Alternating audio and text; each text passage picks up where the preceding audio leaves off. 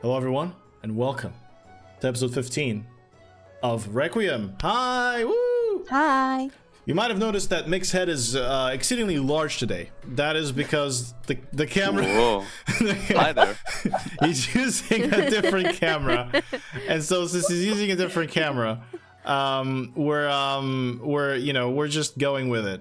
Okay, I'm gonna leave it there. But anyway, today I actually have news. First news is to anybody watching us on Twitch, you could also be watching us live on YouTube, because now we're doing both.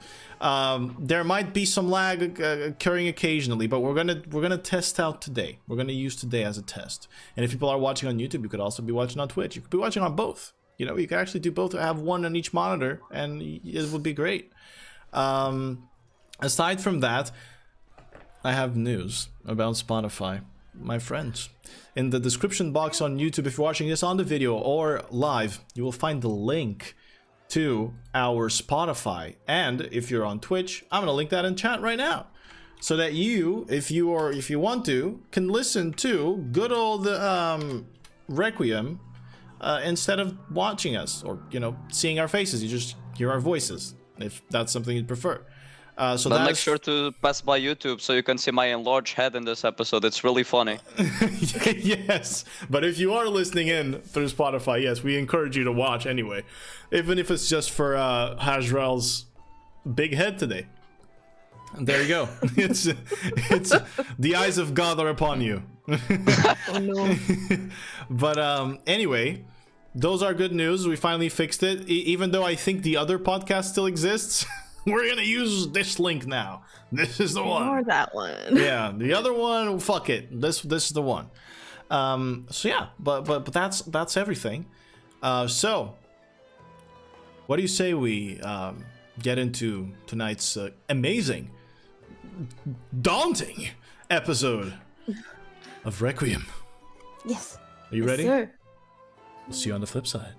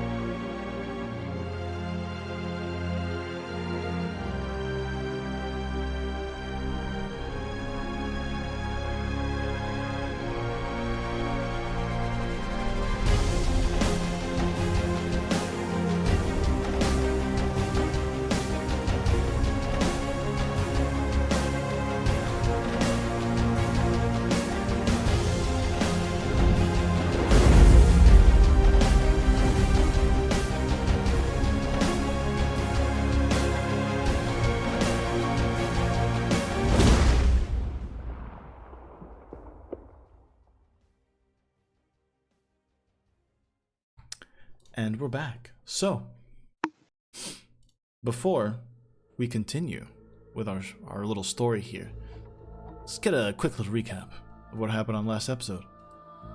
Last episode, Velox Mors planned for a great deal of time. They managed to find the cure, managed to go to Quibble to replicate the cure to the disease that is affecting Soguk, the city of tides. And then they devised a plan to incriminate, to frame Korath Brinejaw, who was actually responsible, according to what they found, responsible for this crime. And that plan consisted of, well, two parts. Part number one, they went to the Soguk Shouter, kind of a newspaper here in the city of Soguk, and they talked to the journalist person there, and they asked him to publish this story that Korath Brinejaw was responsible for this. And he agreed under some specific conditions that our heroes here found a way to cure someone and to let it be known that someone was cured. And then he would publish that story. He would ask his shouters to shout it across the city of Soguk. But then, there was another part to this plan.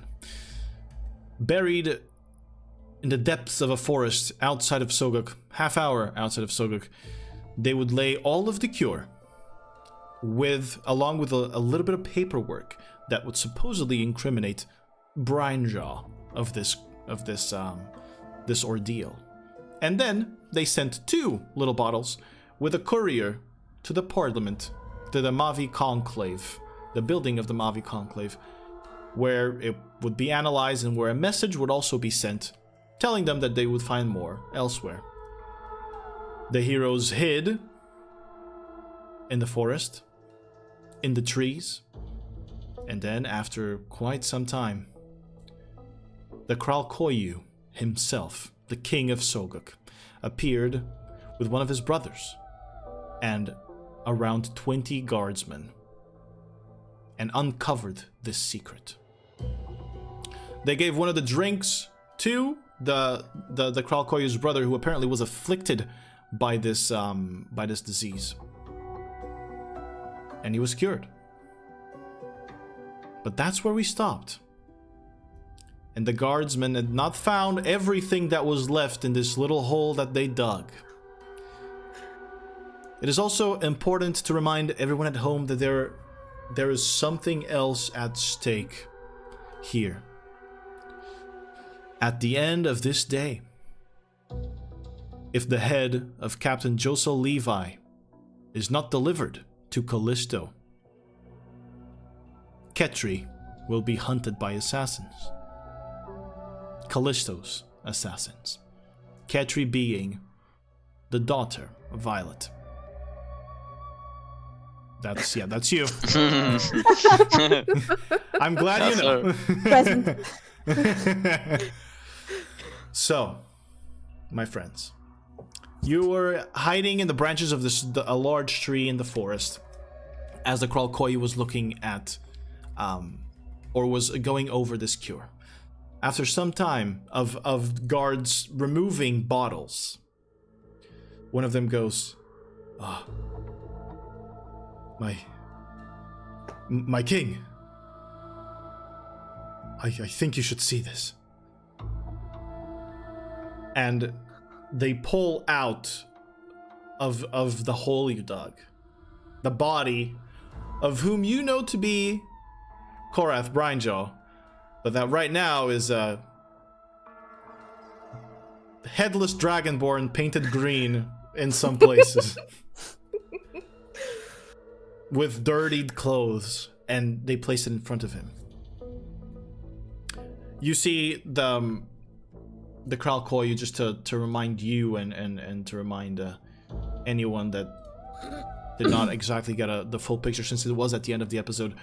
The king, Okeanos Mavikan, is a male tiefling with very dark blue skin, with these lighter blue tattoos that form waves around his chest.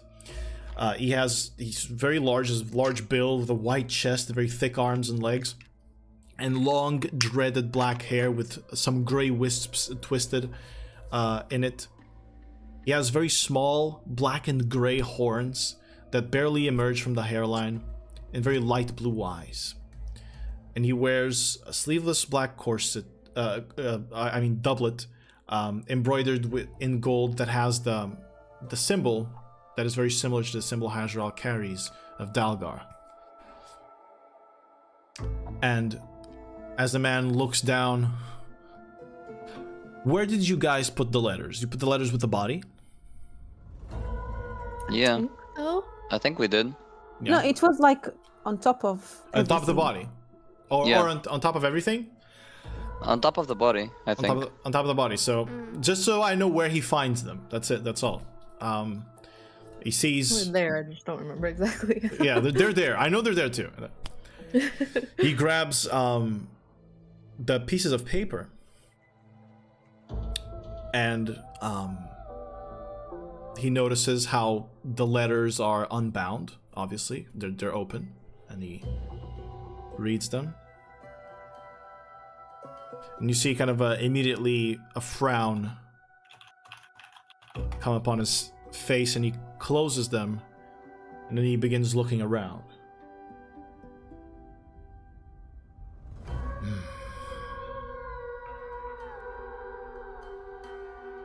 He hands those letters to his brother, who reads them, and then he goes to one of the guards. I'm going to need you to find me Captain Korath Brynjo and bring him to the Parliament as soon as possible. I thought he was involved in something last night. Yes, Kralkoyu, he was, but he was seen already. He walked to his mansion this morning. Right. That was us. And was he alone? Kralkoyu, according to what we've been told, no. There was an elf, a dragonborn, a lizard folk, and a human with him. Walk into a bar. It's the story again. And who are these people? I'm afraid we have no clear information on that, but they have been seen walking about the city. Right. Get to work, find me Brynjo, and meet us at the Parliament immediately. Everybody else, carry the bottles. We go back.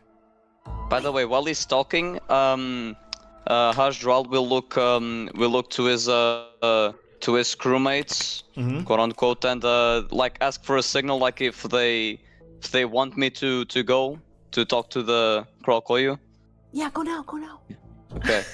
But, by the way, before I go, Onion, is there like this So I was thinking of communicating with the king. You know, he's all into Dogger and stuff. Since I am pretty big fan of Dogger as well. Is there like some type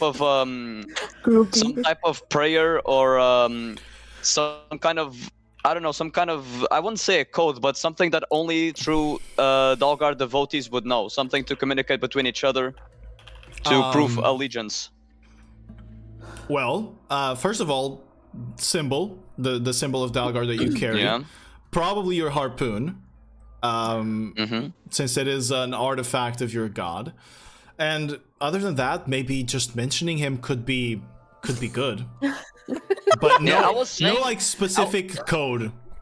No, I was saying specifically to like, you know, at this point, Hasdral seeing shapeshifters going around, he's kind of paranoid and he wants to make absolute sure, even though he's like 99%, he wants to be sure that this is indeed the king. So he wanted to, Only one way to find out. Well, and find out we will then. So We are right here, don't be afraid. all right, so Hasdral, while the king commands his troops, he will. It's not a very big fall, right? So No. I won't fall on my head if I try to jump. Okay, so Don't do a flip. Unless you want to. If you go on your head. I'll try to avoid fucking up this jump. Yeah. Okay. Got it. I'm gonna say So, it's easy for you to like climb down to a lower height and then drop down safely. Okay. Yeah. So Hasdral will do exactly that. He will look at the king and say, I know that. "Kralkoyu, would that be you?" Immediately, as you hop down, 6 guards jump on top of you with their swords out, and you have 6 blades pointed at your throat immediately. And one of the guards goes, "Who are you, and why were you hiding?" I am a man of Dalgar. I try to not be as calm as possible, like to show that I have nothing to hide. I don't know if I need a check to look for something like. I would say Roll no. for kill. Okay. I would say you don't need to roll for chill. I'll just be calm and collected, and I will say, I am Hasdral, a cleric of Dalgar, and I was the Dragonborn you saw walking with Korath, and this was me and my fellow friends doing the cure. That is. The finding of the cure, I mean, sorry. Okay, that's pretty good. But since you are mentioning this, I'm gonna ask you for a persuasion check here. Let's see how well you can lower the energy in here. Is there someone like some sign of Dogger? Like I know I have the harpoon, but it's kind of hard to. You have the symbol on your chest. The symbol. Okay. Yeah. Okay, so that's a 7. Okay, so that's a 7. Well, the guards point they place the blades like right up to your throat, but then you see the Kralkoyu. He looks at the guard that was talking about seeing you guys and seeing Korath, and the guard seems to nod, confirming that would be the description of one of those people. And the Kralkoyu goes, "Hold, men, hold." And the blades pull back. "You say you are a man of Dalgar." that I am. Yes. "And you have found the cure. This was your doing." Me and my fellow friends, we have been entangled in very worrying issue, which so happened to be the source of this whole disease. It appears our good old foe, the Abyssal Song, is behind all of this. The Abyssal Song. A name that I have heard, and a name that I did not expect to hear. That would make 2 of us, sadly. Then, and he holds up the papers. "Where did you find these?" Seeing as Korath was involved within the operation, as you can see, he was one of the heads of the Abyssal Song's operation here in Soguk. After having interrogated him, we infiltrated his mansion to find out the source of the disease, possibly a cure, and we finally managed. My goal in all of this, I can assure you, was the good of Soguk. I believe that it was Dalgar's doing to bring me here and bring a cure to all of these diseased people, especially in this holy land of his. As you say those words, you see that the king's eyes are quite piercing, and it doesn't seem like they're looking at you, Hasdral, but more at whatever spirit, whatever soul is within you. And he goes, "And speaking of being at the head, this body, who does it belong to?" That body, my lord, belongs to Korath Brindraw himself. "Then how was he seen this morning? You killed him today?" I believe maybe that would require the assistance of my fellow friends, if you would. And I look towards the tree. He looks up towards the tree as Yeah, I'll well. drop. I'll jump down. Yep. I'm not jumping, but I'm like waving. I will turn to the king and I'll say, "These, my most illustrious, are Velox Mors, and I believe they can explain themselves in what exactly we have done here." You see the guard immediately places themselves in front of the king again, holding up shields and spears and swords in defense. And then he looks at you again, Hasdral, and you sense a presence pushing into your mind. Do you resist? No. All right. That presence, although it is pushing inside, it doesn't feel very invasive. It does bear the calm of the seas with it. It is a presence not too far, or very akin to the one that you feel when you channel Dalgar's powers. And you see the Kralkoyu examining everything that you have seen thus far. Everything that you've been through. Even the weird moaning from Vesper in Korath Branjal's manor. Oh no. Oh man. The interactions you've had with G, who also jumps down with Vesper. He sees everything you've been seeing these past few days. Back to when you fought the Lurker. And he goes, "Lower your weapons, men. These are on our side." And it seems that Korath Brynjaw wasn't. So which one of you took his form? I whiff again. Is there something wrong with your friend? Is she afraid of heights, perhaps? A little bit. Could I like offer my arms out like I'll catch her if she jumps down? The Kralkoyu will do the same and approach down Aw. and extend his hand and say, "I will catch you, friend." I blush. Yeah, we got That's some an competition. Move down. I will catch you. I jump down. He dropped. No, he. No. he helps you. Psych, bitch! Trolled by the king. My immersion. he catches you, and helps you down, and he's strong.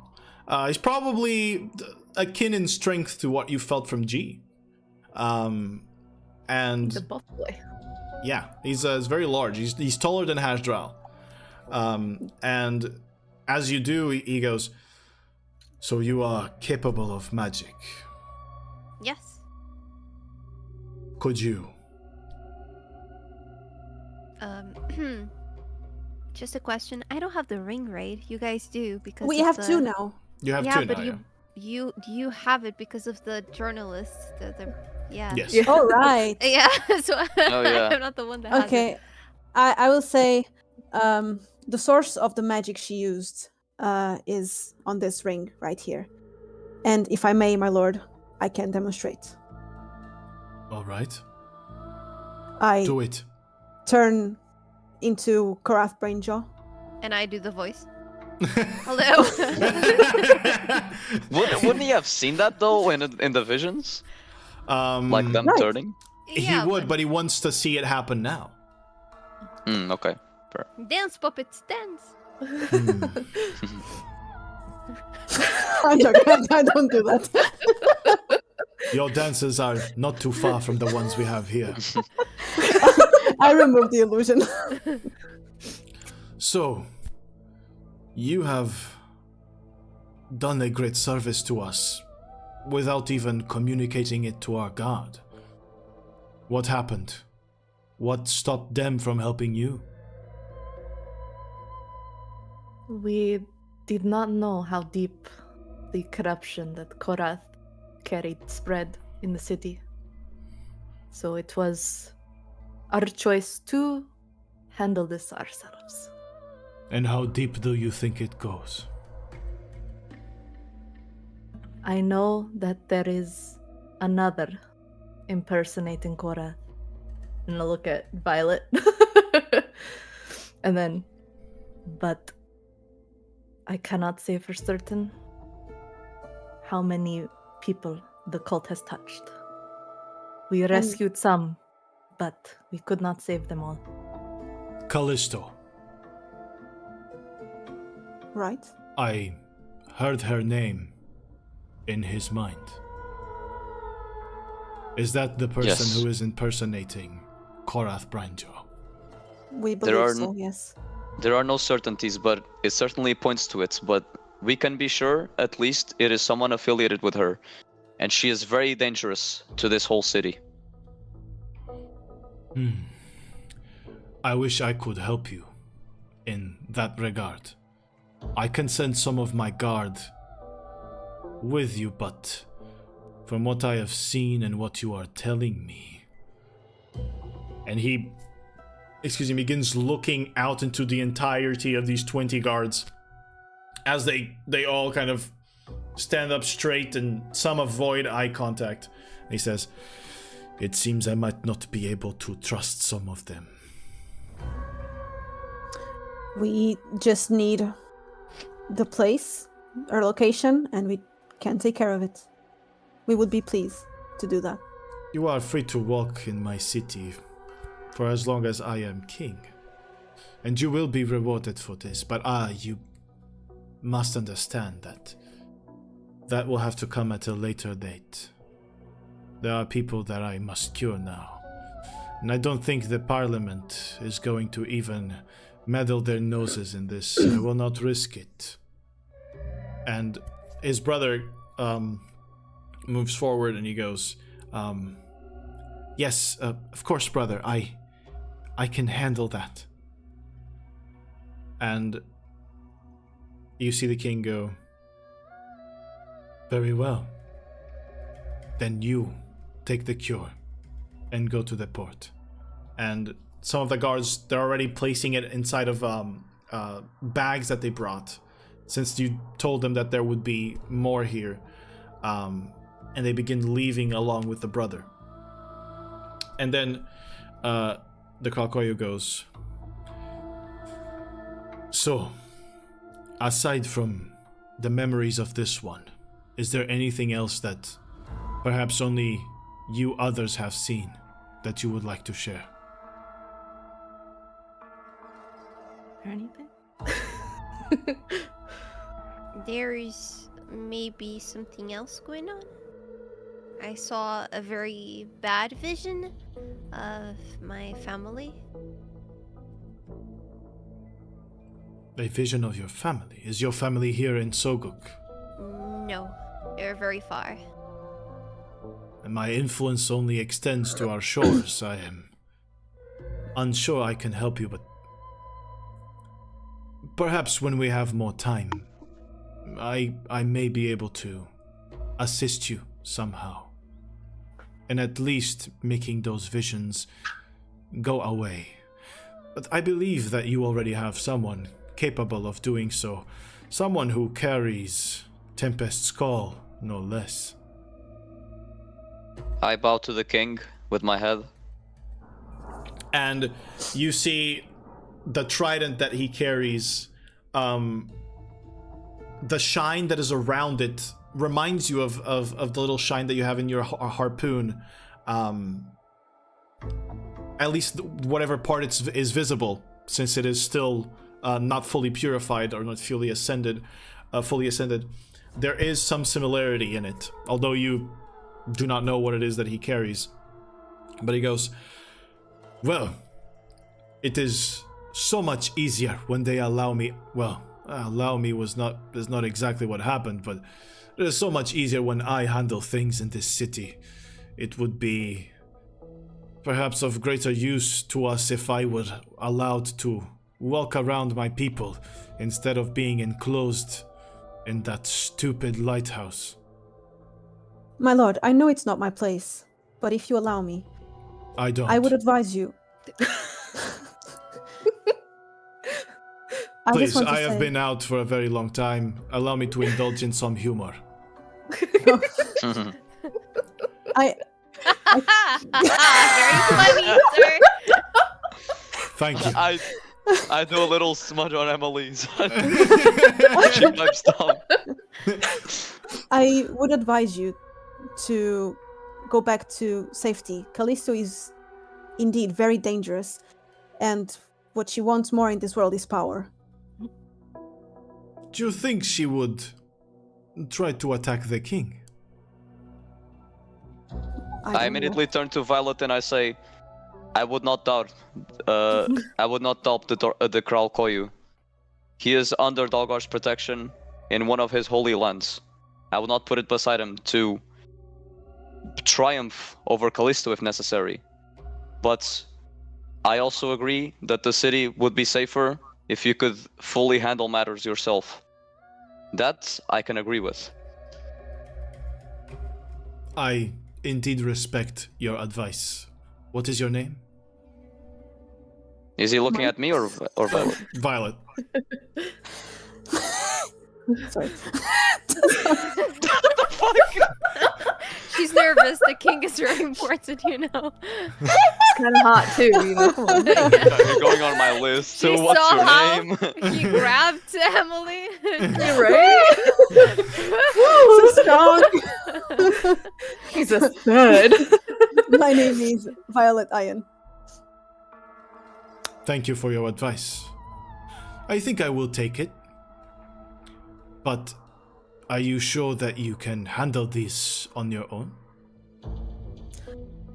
Myself alone? No. But with Velox Mors, I believe we are capable. And I saw a lighthouse in his mind. This was Deep Ridge, was it not? Deep Ridge It was. Lighthouse. It was. Indeed. And, well, I guess there is no way to know if there are more cultists or not, but if there was one in among the guilds, a guild master nonetheless, then I guess we should be careful. Indeed. All right, I will leave you to your business and retire to the Conclave building again. Tomorrow I will call for you, send for you. Are you staying at any place in particular? Oh, what is the inn we are staying? Yeah, what's the name The of Frigid inn? Flagon Lodge. Frigid Flagon Lodge, yeah. All right, I will send a message there. There is also something that I have seen in his mind. I recognize the face and the shop of Quibble. My lord, Quibble helped us a great deal, but he asked us to not tell anyone that he helped us because of dwarven laws. No, not yes? Gnomish. No, gnomish laws. What he's doing for us and for the city is forbidden. I understand.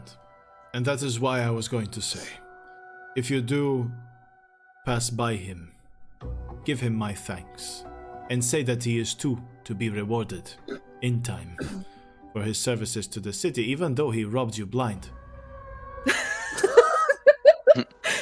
It is a small price to pay for the wellness of the city. I guess you are right, Harsdral. I would like to know all of your names. The Emily. You have a D before your actual name. Yes. All right. And yours, Lady Lizard. Just bow my head. I am Vesper, your lord. And you, little one. I'm G.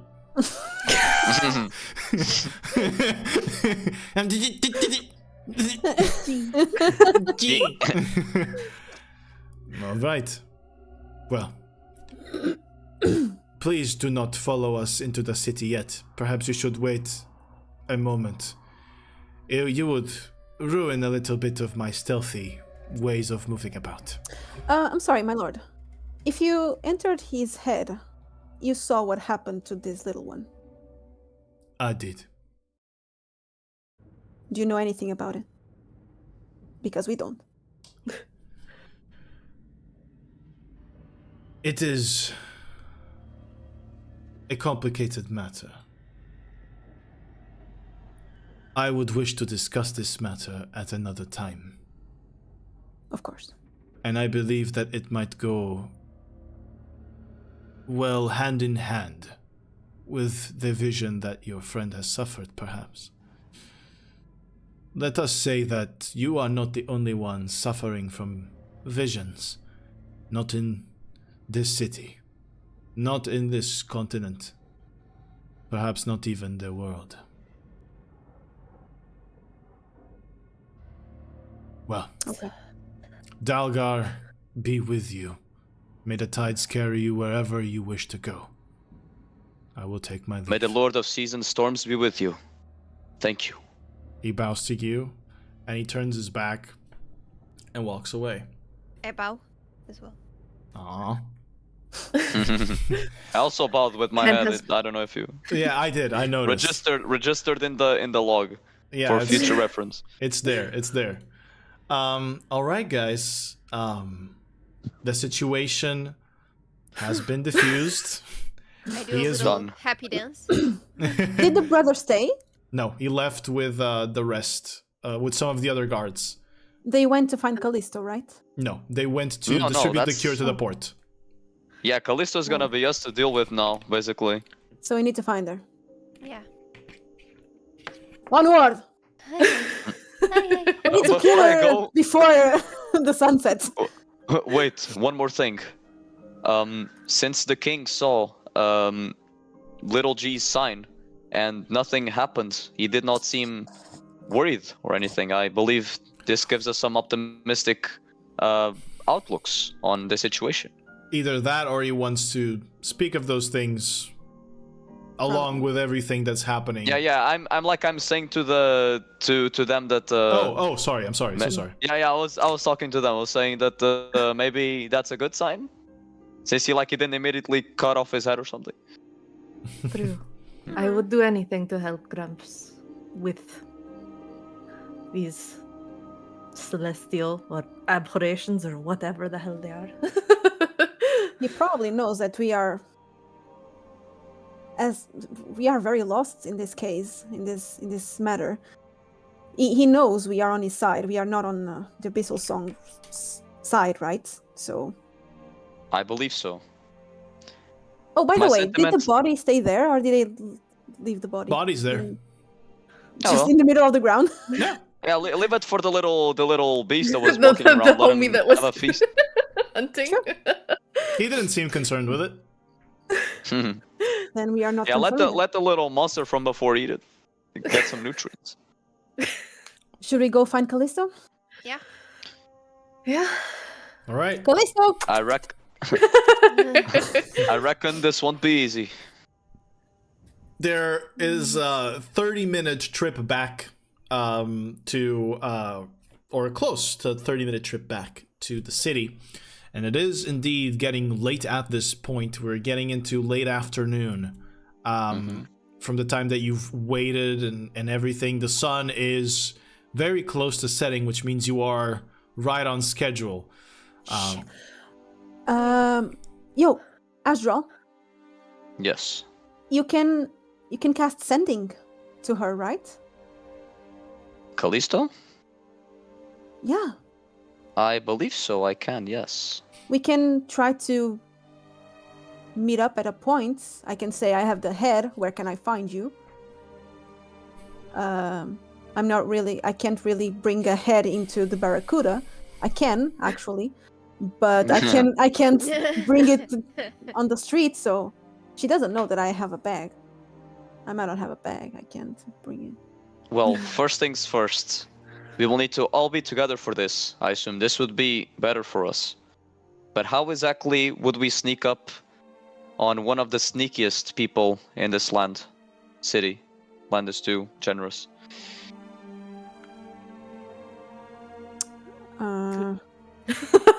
We can disguise? As what? Trees? Trees? Yeah. Dark Souls camouflage, dude. Hey. What if we pretended we had him captive? And someone could. She's use going the to ring say, to- "I just want his head." Yeah. Yeah. It's gonna sound like a trap. We can say we have an offer. Uh, She wants money That's and not- power, right? she wants. I don't know if she. Or we can if we're say willing. we have the king. We have the king's side, and I don't know. Mm, Or I then think tomorrow simpler- we're going to meet the king, and we can help her, and then bam!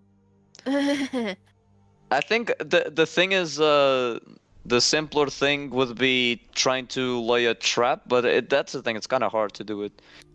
She's gonna be super paranoid about it. Yeah, Can I she's just probably try to gonna. check if someone is watching us? Yeah, go ahead. Roll a perception check for me. Can I roll 2? Sure thing.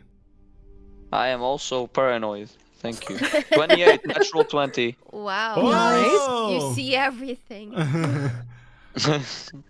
What's the other one? 15. Yeah.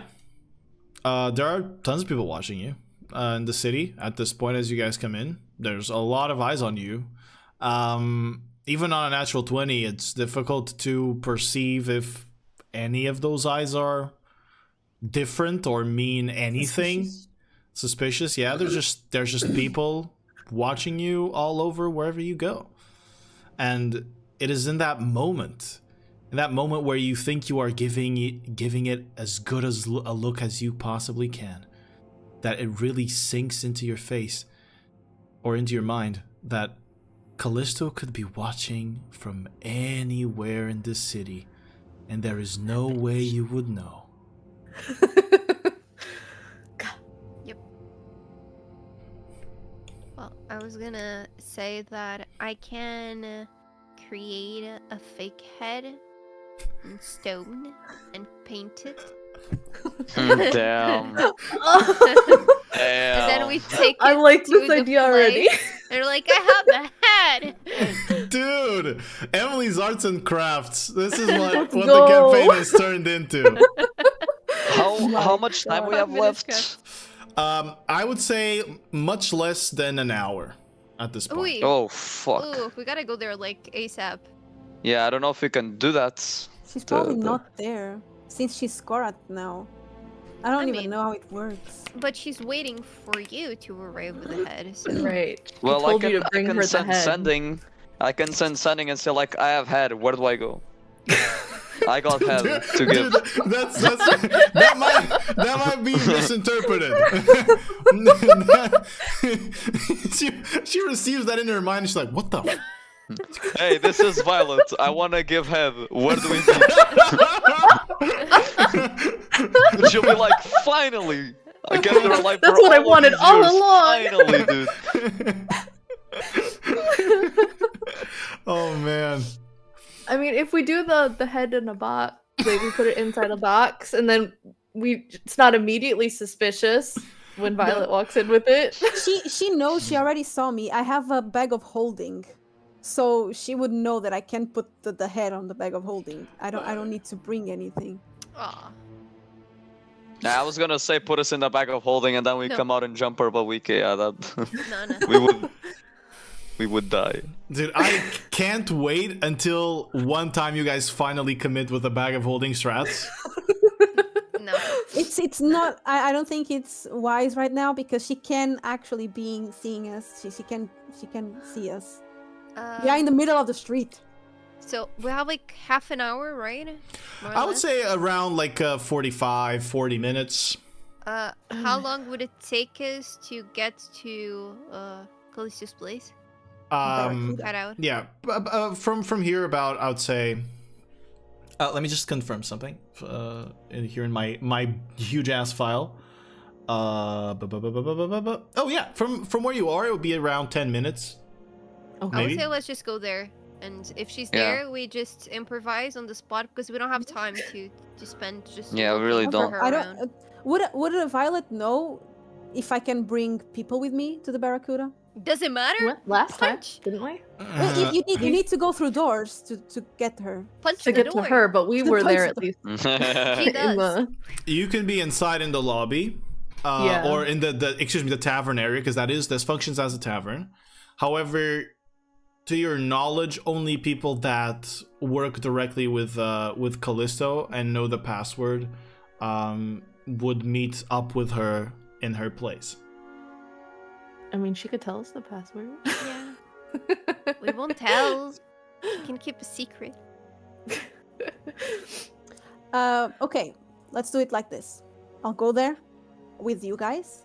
I go to the barman, the bartender, and I say the password. I ask if Callisto is there. If he says yes, I signal you guys, and we go. Okay. We just charge. I mean, yeah, fair. That, Why not? or you can get in and then we make like a password. Like if you want us to go, I don't know, you punch something with lightning, big boom sound when we just go in. I don't know. Did I make any sense at all? No. I'm saying you go in, you talk to her, and then the signal for us to come in is like maybe you do one of those lightning fists, and we can probably hear it. But I from would- outside. we can go straight away. We don't have to wait for her to Yeah, like, fair. I mean, signal. yeah, I because mean, we yeah, know if we're we're gonna have to fight fight. Sure. The thing is, if we go inside, okay, we're going to fight a lot of people probably. Not only her.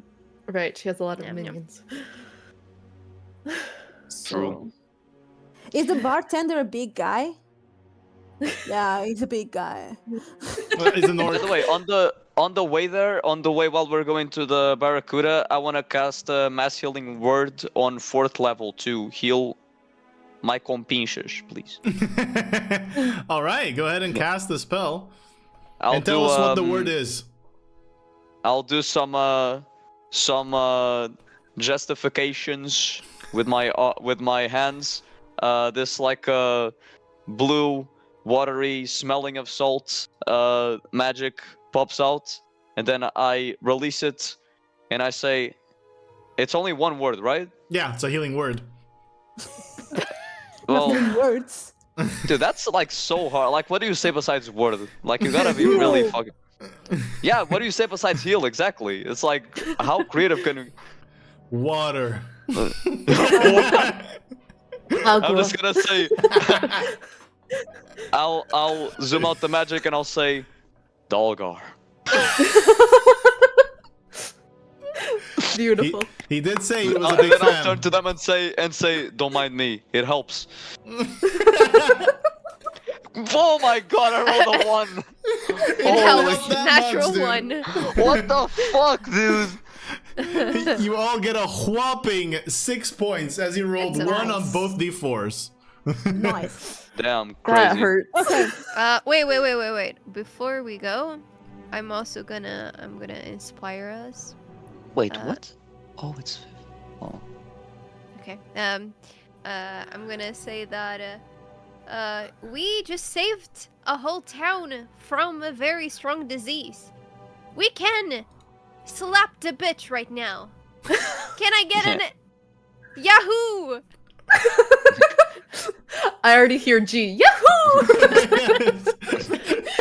G puts on a cap, a red cap. Yeah. Violet Any- just says I- Yahoo and starts walking. I He put my folds his head and I mustache. say, Yahoo, Emily. The Emily. No, Yahoo, the Emily. Yahoo! Everyone gets 14 temporarily. Yeah. There you go. Give me that Yay. shit. 14 temp HP. Okay. And also, are we at the door already at this point? Do you want to be? Yeah, yeah. Is They the wanna building like made by stone? It is it is a mix of wood and stone, yes.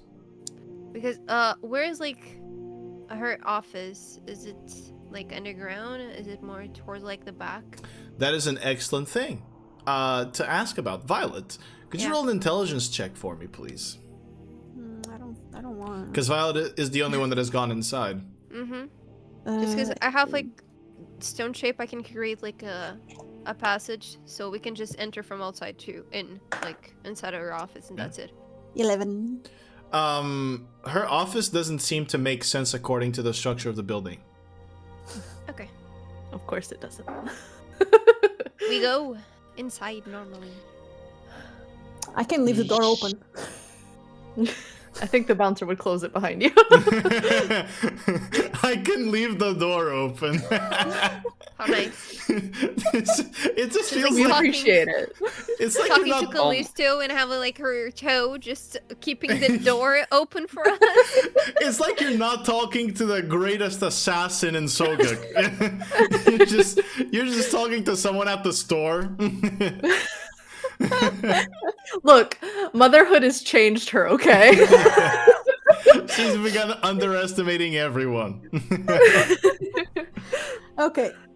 By the way, one thing, Onion, I'm reading Prayer of Healing. This says casting time 10 minutes. I need to Yeah. be praying for 10 minutes. Holy shit. Yeah, Prayer of Healing is a spell you usually use when you got a moment to breathe. Hey, you can pray and walk, right? Yeah, maybe. Sure. I just spent like 10 minutes inspiring everyone. Yeah, you could have had 10 minutes to do a further Prayer Why of Healing would, if you want. We're walking. Sure, I'll do one, yeah. Right, Prayer of Healing, go ahead and I'll roll. take, okay. Level 2. And I'll say the prayer will be, "May the Lord of the Seas bless us." What the fuck? That's I mean, pretty it's high. a lot, but dude, but it's natural one again.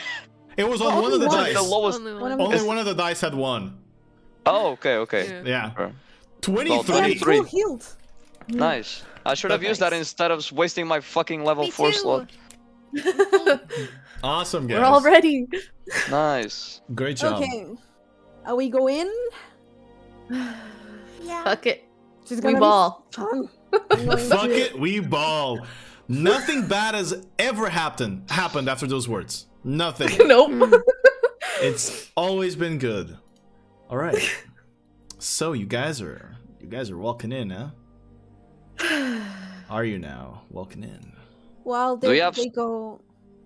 Do we have any potion to restore spell slots? No. Sure. Okay. While they go find a check. seat, I'll go to the bartender. All right, you guys Marvin? walk inside of the Black Barracuda. First of all, let's take it easy here. As you take a Blazing. you take a fighting stance, and there's about like 12 people that are immediately like in front of you when you walk in. As you remember, you have to kind of curve, but 12 individuals that are sitting down in the tables as the door opens, they all kind of side-eye you and acknowledge your entrance. And as you guys walk inside this very dark space with all these weird, creepy, fish-like creature skeletons hanging and painted on the walls, as all of the group enters, the entirely full room, as the sun is setting, is looking at the group. Fuck. You see orcs. You see tieflings with these like completely like fish glossy eyes. You see tabaxi that are ragged and missing bits of the fur. Everybody is staring at the group. Just stay straight and look tough. What if they want to be gay? I said to stay straight? Physically straight. Bodily. The barman, the orc that you saw, still there, looking at you, looking at the group, looking at you. Go sit. And I'll go to the guy. Be careful, Violet. Well, we will. We sit. Violet, Try to be close. come to fulfill the contract. Of course. The words. I smell blood in the water. And we welcome the slaughter. And he opens the door behind him.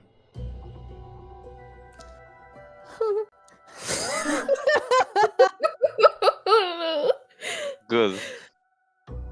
Well, I'll just enter and wait for my team to do something. You enter, he closes the door. And he's staring at the others, as is everybody in the room at this very moment. Okay, wait. The last time, when I talked to Callisto, I could get out without any problem, right? Nobody stopped you. Right. And her office is usually with only her. Yeah, you've seen people in there, but they left once you walked in. She asked them to Do they leave. leave? Do they leave always the same way they came in? You guys, for the one time you were in here, no person left once they were inside her office. The ones that would have left, that Violet saw leave, that would have left inside to the tavern part. You guys did not see anyone leave there. So you would assume that they stay in the kitchen space, which is where Violet is right now. But Violet does always come out from the same way when she enters. Oh, Did we hear like the passcode being said? Were you trying to? Yeah. Roll a perception check for me, please. Perception. Me too. Yes, that one. 24. You heard the Yeah. password, yeah. Okay.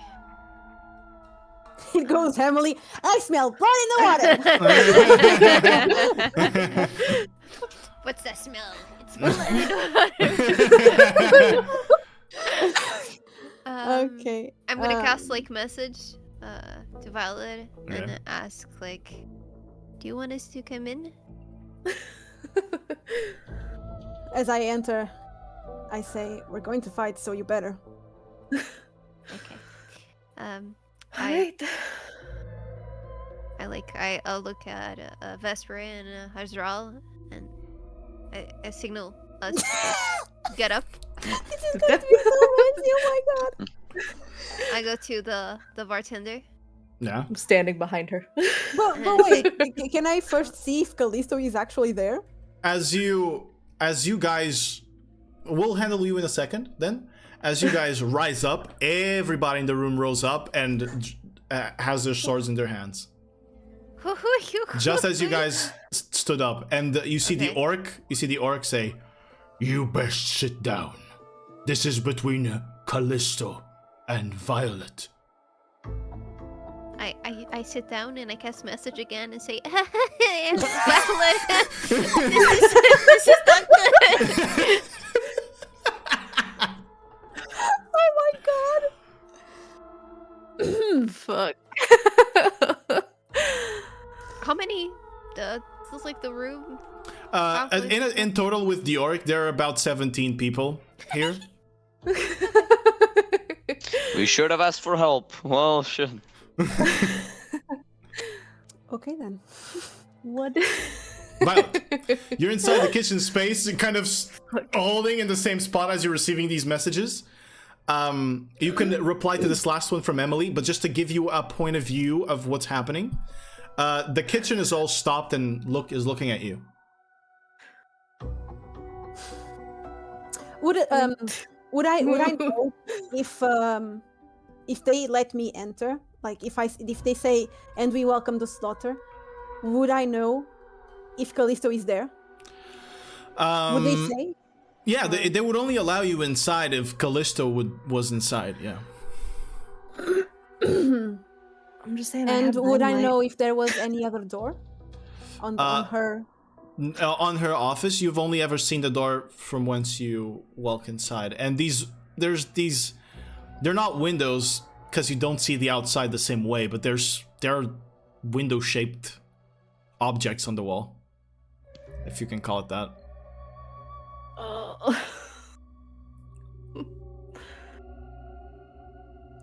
It's always been a strange place to be in, Callisto's office, but not one of your concern, particularly, Violet. Burn all it down. Let's just burn the place down. Just throw a grenade and... I have dynamite. Oh, here we go again. A well-placed stick of dynamite never really did anything bad. It's never hurt anybody ever. Yeah, it really never did. Just... Everybody in the kitchen is staring at you, Violet. But you heard Emily's message. You can reply if you want to.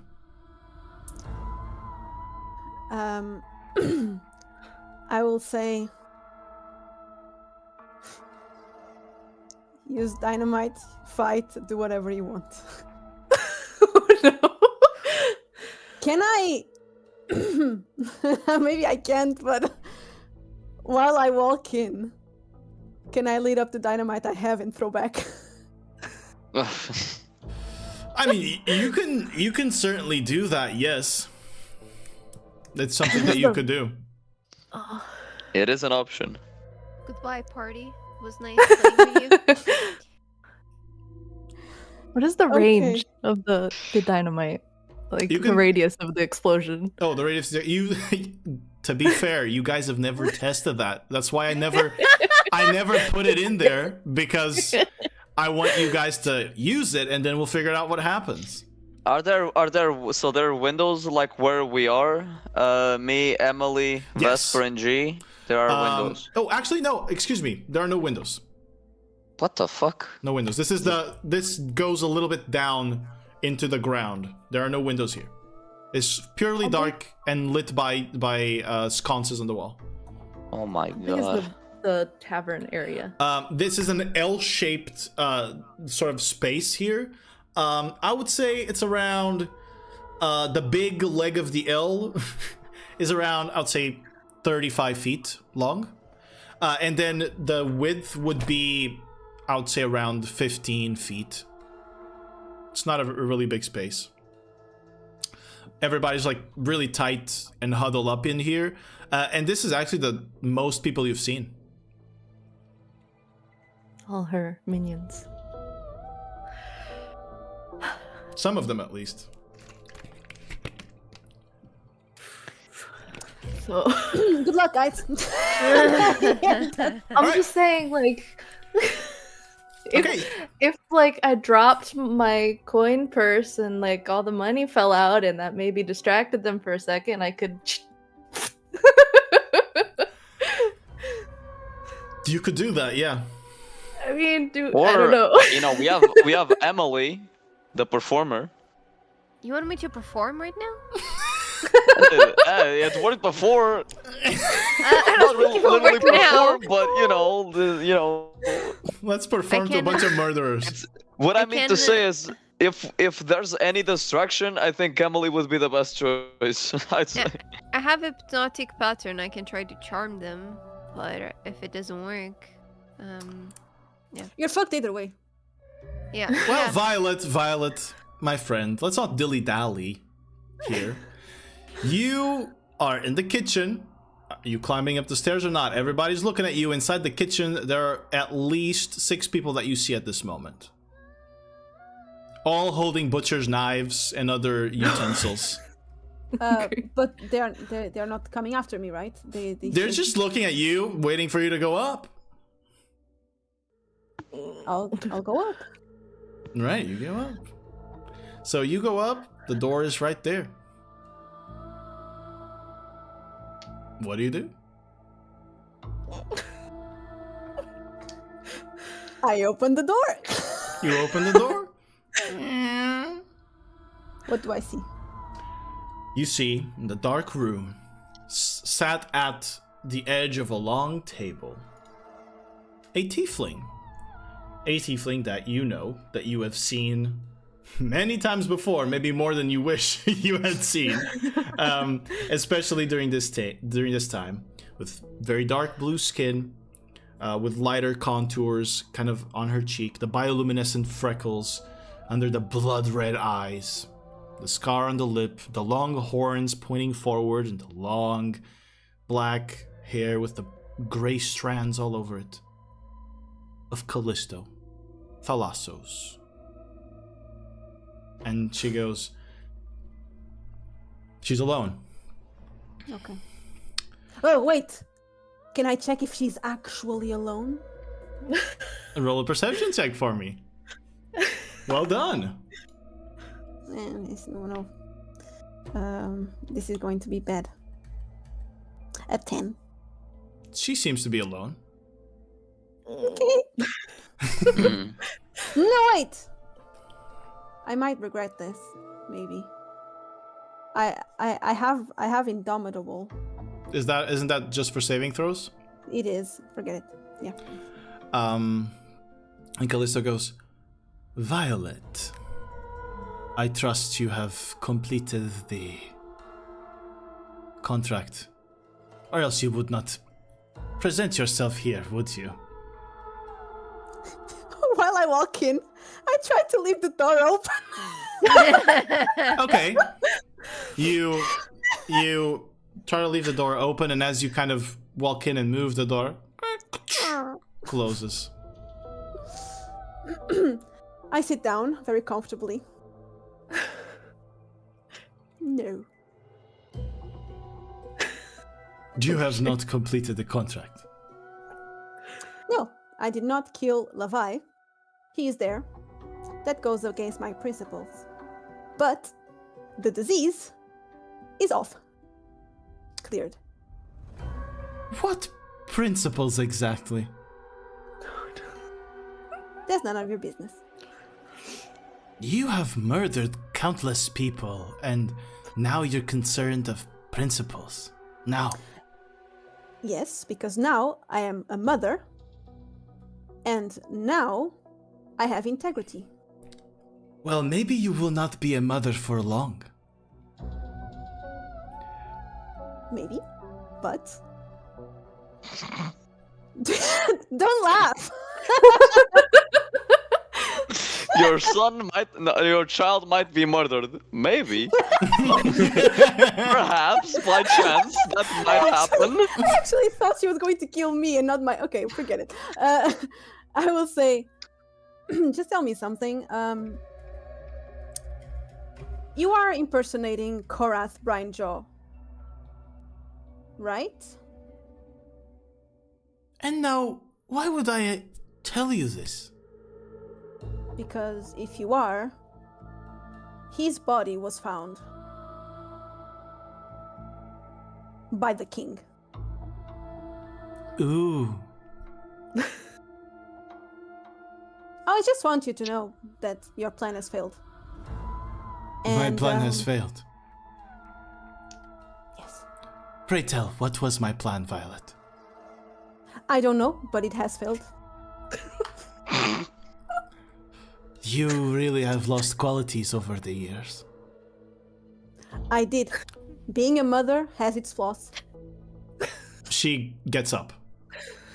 Oh shit. And she begins circling around the room and holds one of the chairs. Violet, Violet, Violet. Well, first of all,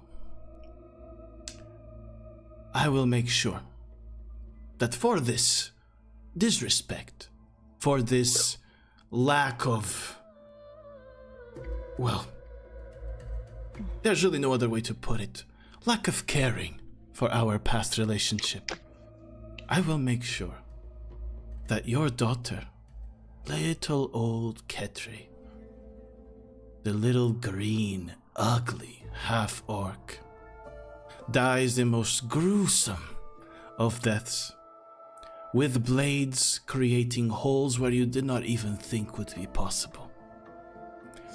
Her skin will be flayed, and she will be exposed for everyone to see.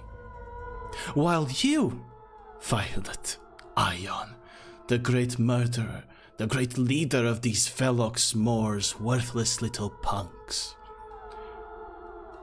will just have to sit and wait. And as she waves a hand, the floor beneath you opens, and you fall into a pit of darkness. Fuck. I need you to roll a dexterity saving throw for me.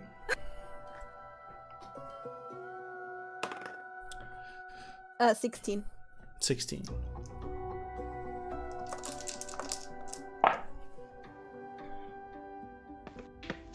You take 5 points of bludgeoning damage. I'm dead. No, I'm joking. As you fall, as you fall down, in a splash to something wet, and it tastes like sour soup. You immediately get up. It's just seems to be like a green puddle of sorts, and this green this space now is unlit completely, but with your dark vision And blind sight. you see this fog that is hanging in the Hasdral? darkness. It is much lighter than Hasdral's fog. And as you're getting up, you touch a bone. And then you look around and there are plenty of bones in here. And then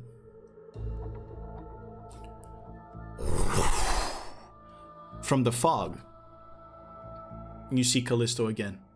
Oh, hello again. Well, Violet, The hounds have been unleashed. I'm not concerned about my daughter. You think Grime will protect her? They can protect themselves. Right. Right. And If you only- will die. I will die. By whose hand? Yours? Yes? Oh, is that a challenge, Violet? One-on-one? here. You and me? In my own domain. All by your lonesome with your friends up there about to be murdered by everyone of mine. If I do I not trust come you. if I do not come out there alive, your friends are dead. I highly doubt it. Do you now? Well then, Violet. Perhaps I have misjudged you. Perhaps I thought that your instinct had been gone for a long, long time. Perhaps I was wrong. How about you draw your weapon? And God! you see her draw this flaming scimitar. All right. You want a 1v1? Let's go into 1v1, bitch. Oh fuck! Damn. Fight, fight, fight. Bitch! Yes. I did. Oh shit! Violet is a wee. Yes. How about like us? Is We'll this deal. We'll deal with you in a second. Okay. Okay. Let me adjust the cameras here because there's some weird shit happening with the cameras. Oh, thanks, Azrael. That makes it easier, actually. No, sorry, I was like just sitting back, watching the show. No, it's fine. It's fine. All right, I need you to roll initiative, Violet. 14. 14. All right. We can't see the battle. You guys cannot see the battle because you're not in there, but I can put you in there so you can spectate. You guys want that? Yeah, I would. Yeah. I wanna watch. Okay, you guys want to watch? I don't have popcorn, but I'll have a crowd. All right, let's place We'll be everyone in cheering here. on for remotely. place your bets. Do you guys want to actually We go do look. the bets? No, hold on, Prediction Violet. in chat. All right. So, let's do this. You rolled a 14 for initiative. Callisto rolled a 10. Violet, it's your turn. What do you want to do? I'm going to say I will enjoy seeing you die. And and I will, first of all, bob and weave. You'll bob and weave. All right. Tell us, what does that do for you? I think it's bob and weave, right? Wait. Yeah, the one that gives you AC, is that it? Exactly, yeah. All right, yeah, it is. I roll one of my combo die, and I will get. So I rolled another 2020. Sorry. Wait. It's a The powerful D10. It's a D10, it's a D10. I get 4 AC. 4 so AC. I have 21, and I will action charge, Action choice. and I will attack. Right, you run at her and attack her. Go right ahead. I'll first punch her in the gut. Punch in the gut. Go ahead and roll for your attack, please. Blah, blah, blah, blah. 22. 22 hits. Go ahead and roll damage for me.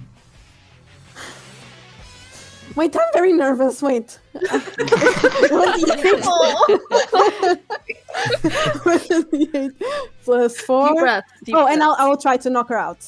All right, knockout strike. Got it. 1d8 plus 1d10 plus a 1d6. Okay. 17 damage. Okay. And the knockout is DC 16. DC 16. What's the save? Constitution, right? It's 16. No, it's Constitution. Yes. That is natural 17. She's not going to be knocked out by this strike. I will try again. Punch her in the face. Punch her in the face for another strike. Go ahead. Oh no. 8 plus 5. 13. Oh, as you go for the punch in the face, she ducks underneath it. And now that I know that I have 3 attacks, I will go for the third. Third attack on her. Go right ahead. As you go for the third attack, it goes like anime flashes, and you see your friends' faces. The power of friendship. Natural Petri, 19. flash. Yeah, natural 19 Natural hits. 19 for 27. And I will try to Knock her out again. That is a natural 20. Oh my fucking god. Oh, fuck off. Rigged. 6, 7, 8, 9. 9 points of damage. So, as you move forward and you punch her in the gut, you actually hear her grunt. And then the second punch, she ducks, and you come up with another one that hits her square in the chin as he moves back slightly. She looks at you. Violet. Grovel. I need you to roll a wisdom saving throw for me, please. Come on, you're wise. No, I'm not. 8. An 8 is a failure. You feel the word almost take control of your Indomitable. body. Indomitable. You trigger Indomitable. Let's do Come it. on, come on, come on, come on. Come on. 18! 18 succeeds. Let's go.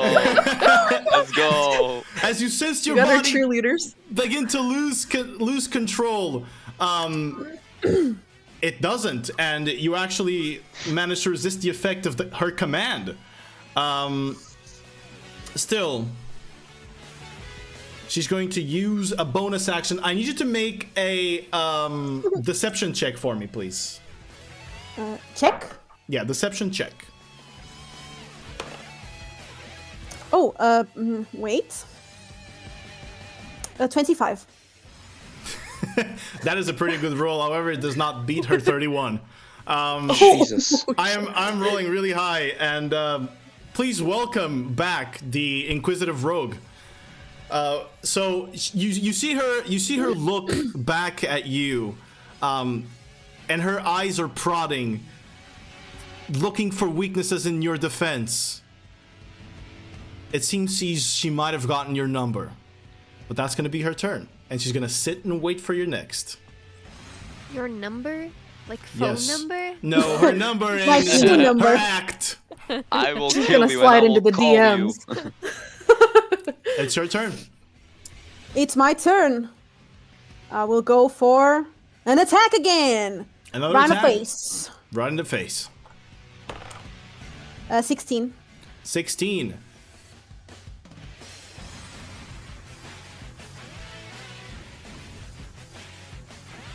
She's gonna shield. Son of a bitch. She casts shield as your punch poof, hits the wall. Not so fast, Violet. I'll go again. Natural 1. Poof, you punch the shield again. And again. No. A 4. Poof, you punch the shield. And immediately as you miss this flare of sort of greenish fire, she lights up her sword. It was already in flames, now turns to a bright green flame, and she's going to attack you with her scimitar. That is 22 to hit. Oh, yes. Okay, give me a second. Oh no. So, 1,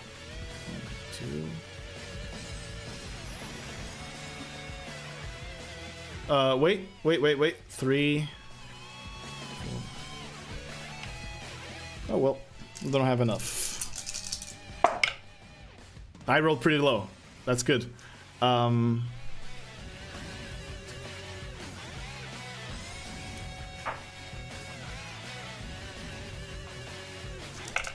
the way, I don't have Watch Together. What's the tune playing right now so I can feel...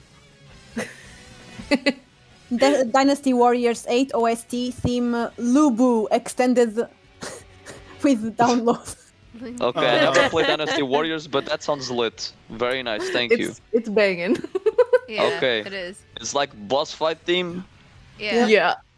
Okay. You take 24 points of damage as she slashes across you with her blade.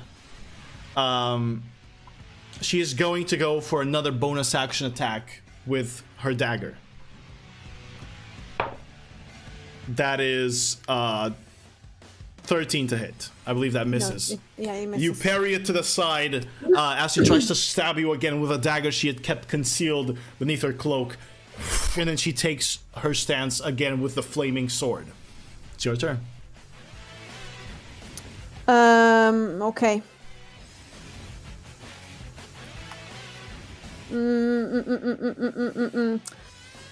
I'll go again. Go again. Oh, that is good, actually. No, it's not. No, okay. I will go for 3 hits again. Belly, face. Belly, face. Let's go. First one. Are you adding anything to these hits? Not on the first one. Alright. On the belly one, it's an 18. 18 hits. She's not going to shield. So it's only this. Oh, I'm forgetting to add the +4, the modifier. So I hit 2 attacks. I'll add 8. So 8. Ah! Didn't count. It should have counted. It was larger. So 7 damage. 7 points of damage on this one. All right. She seems to be getting hurt. Natural 19 again for That 20. hits. That hits. And with this one, I will try to knock her out.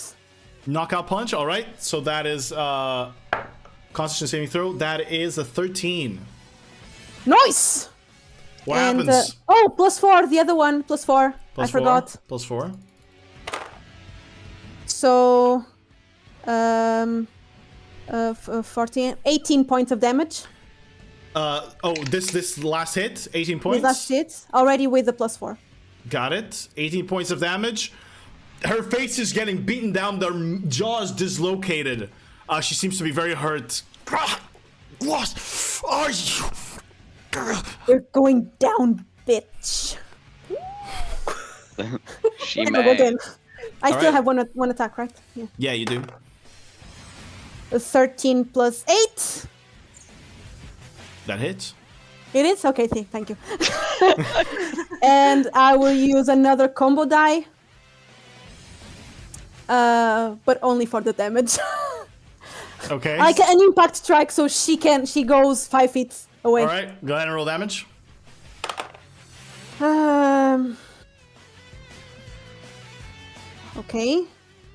14.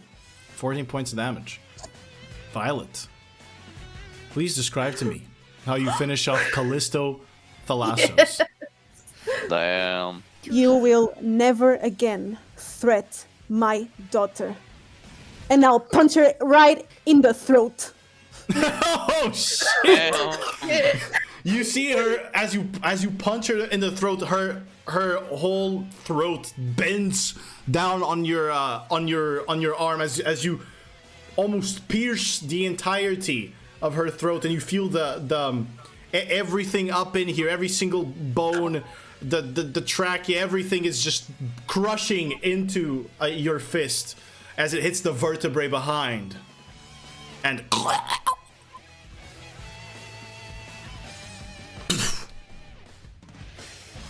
She Nice. falls to the ground. But the music is still going. Yeah, and the face. I can't relate. I'm looking. Oh no. Na-na. Face 2. You stand victorious. No, I don't. Atop Callisto Thalassos. Quebec. The person. Looter. And it is as. However, this victory is tainted. It is tainted by whatever it is that is inside this place. The fumes that you breathe. They're not natural. They're not of this world.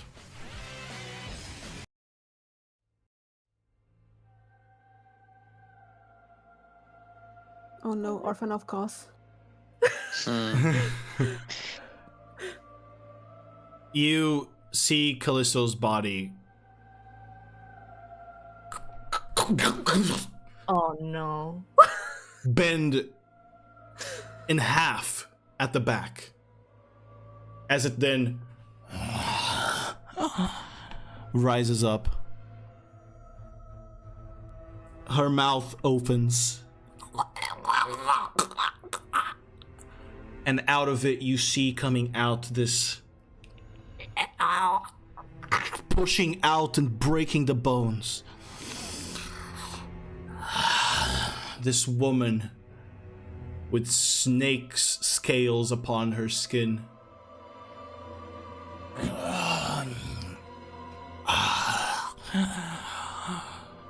And her hair is what seems to be sort of algae of sorts, but black and scaly themselves, although they are oily and wet.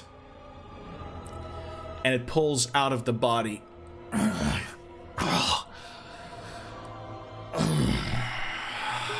Who the fuck are you? Orochimaru. Well, who am I? That is a great question. Oh, I smell vine on you. I smell them. Your hand has their mark. What is your name, child? I will not tell you my name. Please tell me who you are. It slithers up quickly up to your face. I am not of this world. Not of this world. And it licks your cheek.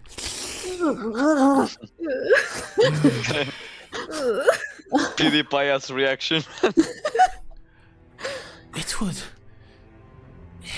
be so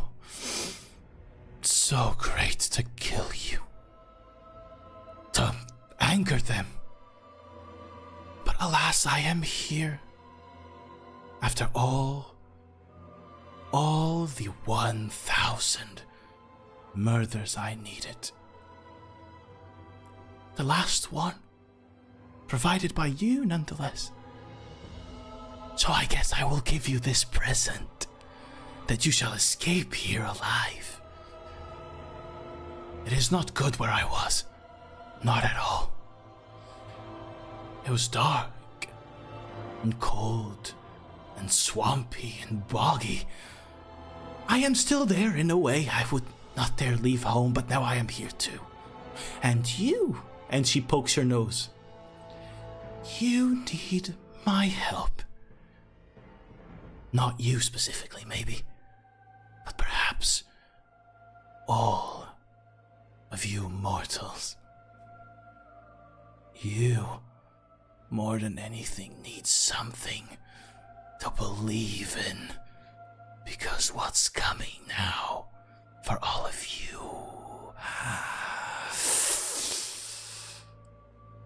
it's not good. And I know now what you are talking about and Who are you? Were you in her head? Oh, no. She was a vessel in a way. You could know who I was. Perhaps you could tell other people who I am. I am the hissing deceit. I have lied in waiting for long to be placed upon this world. Would Violet know something about this? Never heard it before. Can you Yes. can you I explain what? yourself? I've never heard of the hissing deceit. But now you have. And I am here to help you. I am. And she slithers back to Callisto's body and grabs at this dried husk. Careful, that's my loot. She begins to take her shape as her neck cracks. And she takes Callisto's shape. Oh, don't be so disgusted. I will not be here. This city is too holy for my taste. I will be elsewhere, where I am more welcome. I am an ally to all of you. Trust me, I really truly am. How can I trust something that came out of a dead body? Would you trust something that comes out of a living one? Fair point. Touché. that is fair. I think you need a way out of here, do you not? I do.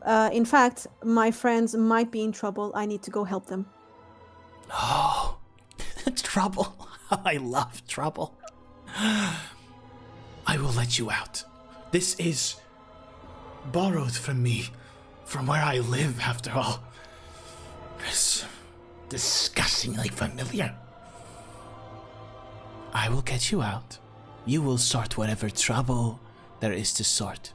Do you need her body? I just want to see what she's got. If she has nothing, you can keep it. Jesus. Worldly possessions. What could she have?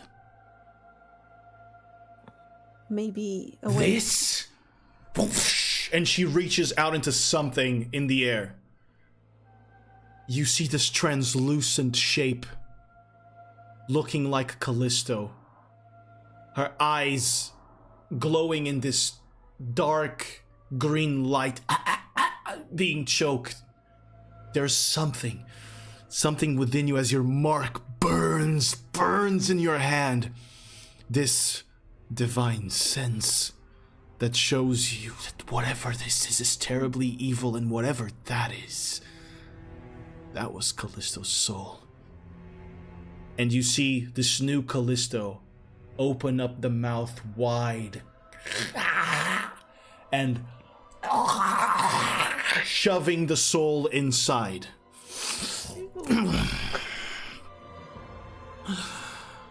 Delightful. Deserving of punishment. To be in my domain. Now, it gets late, and you must not tarry here. You have such great evils to fight. Do not worry about this one. Your gods will certainly not worry about this one. Not as long as the Weaver is at their door. Take my hand, child. Come on now. Would I... It is the only way out, right? I can't see any... You look up, it's dark. You look around, there's no doors, just stone walls. I think to myself, may Meodref help me. And I give her my hand. Which hand are you giving her? Shit! The one with the mark. She goes, "Oh, no, not that one, dear. The other one." Can I truly trust you? I don't know, can you? Well, I released you. You did. I am thankful. Do you want to make a pact? Oh, no. I do not. I just want to get out of here alive, help my friends, Mm-hmm. and that's it. Oh, pitiful. I could help you so much more. Your other hand, darling. Sure. You grab her hand and you see her go, such a strong soul. I sure hope he doesn't break it. And in a blink of an eye, you are up in Callisto's room. And we're gonna stop right there. Because there's someone else here that has some business to attend to, am I right, good folks? Yeah. Yeah, man, let's go. Let's Yeah. do this. Now my time to grab some popcorn. So All how right. long was that exactly? That must have been a few minutes long. I would say around 10 minutes long, 12 minutes long or something that you guys would have been waiting. So in this time, let's go back here. In this time,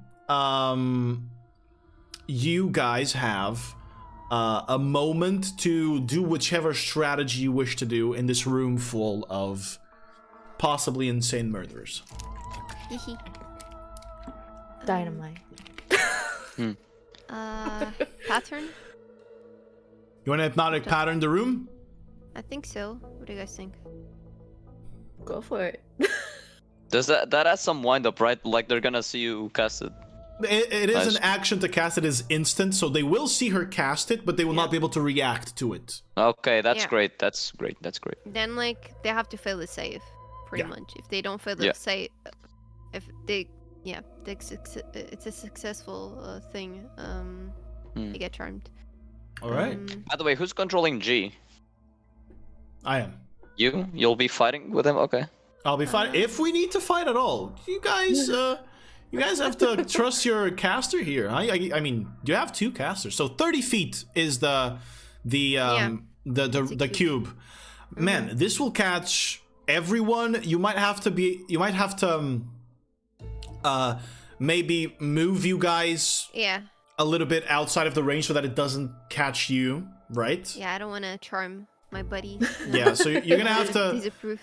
They're gonna have to stand up and move away from the table where you're at, and Okay, be I'm like, gonna, at, like go do like a little shoo shoo. Let's move. they all stand up, and the orc goes, "I thought I told you to wait. Sat down. This is between Violet and Callisto." I sit down on the ground and I cast hypnotic pattern. You really are that like insolent child, aren't you? Fuck you. All right, cast. Let's cast the hypnotic pattern. So, I'm not about to roll fucking 17 saving throws for this. So I'm gonna split two groups. We're gonna do a group of 8, and then the orc, which is his own thing. So the orc will do his own thing. So let's see. First group of 8 folks. That is a natural 2. They will fail. Second group of 8 folks. That is a natural 8 for a total of 10, Fail. which I believe fails. And now the orc. That is a natural 4. Holy. For I kneel. I kneel. So, I'm going to, since you're going to cast this spell, and you're doing something pretty cool and epic, I think myself personally that this deserves some battle music as well for you.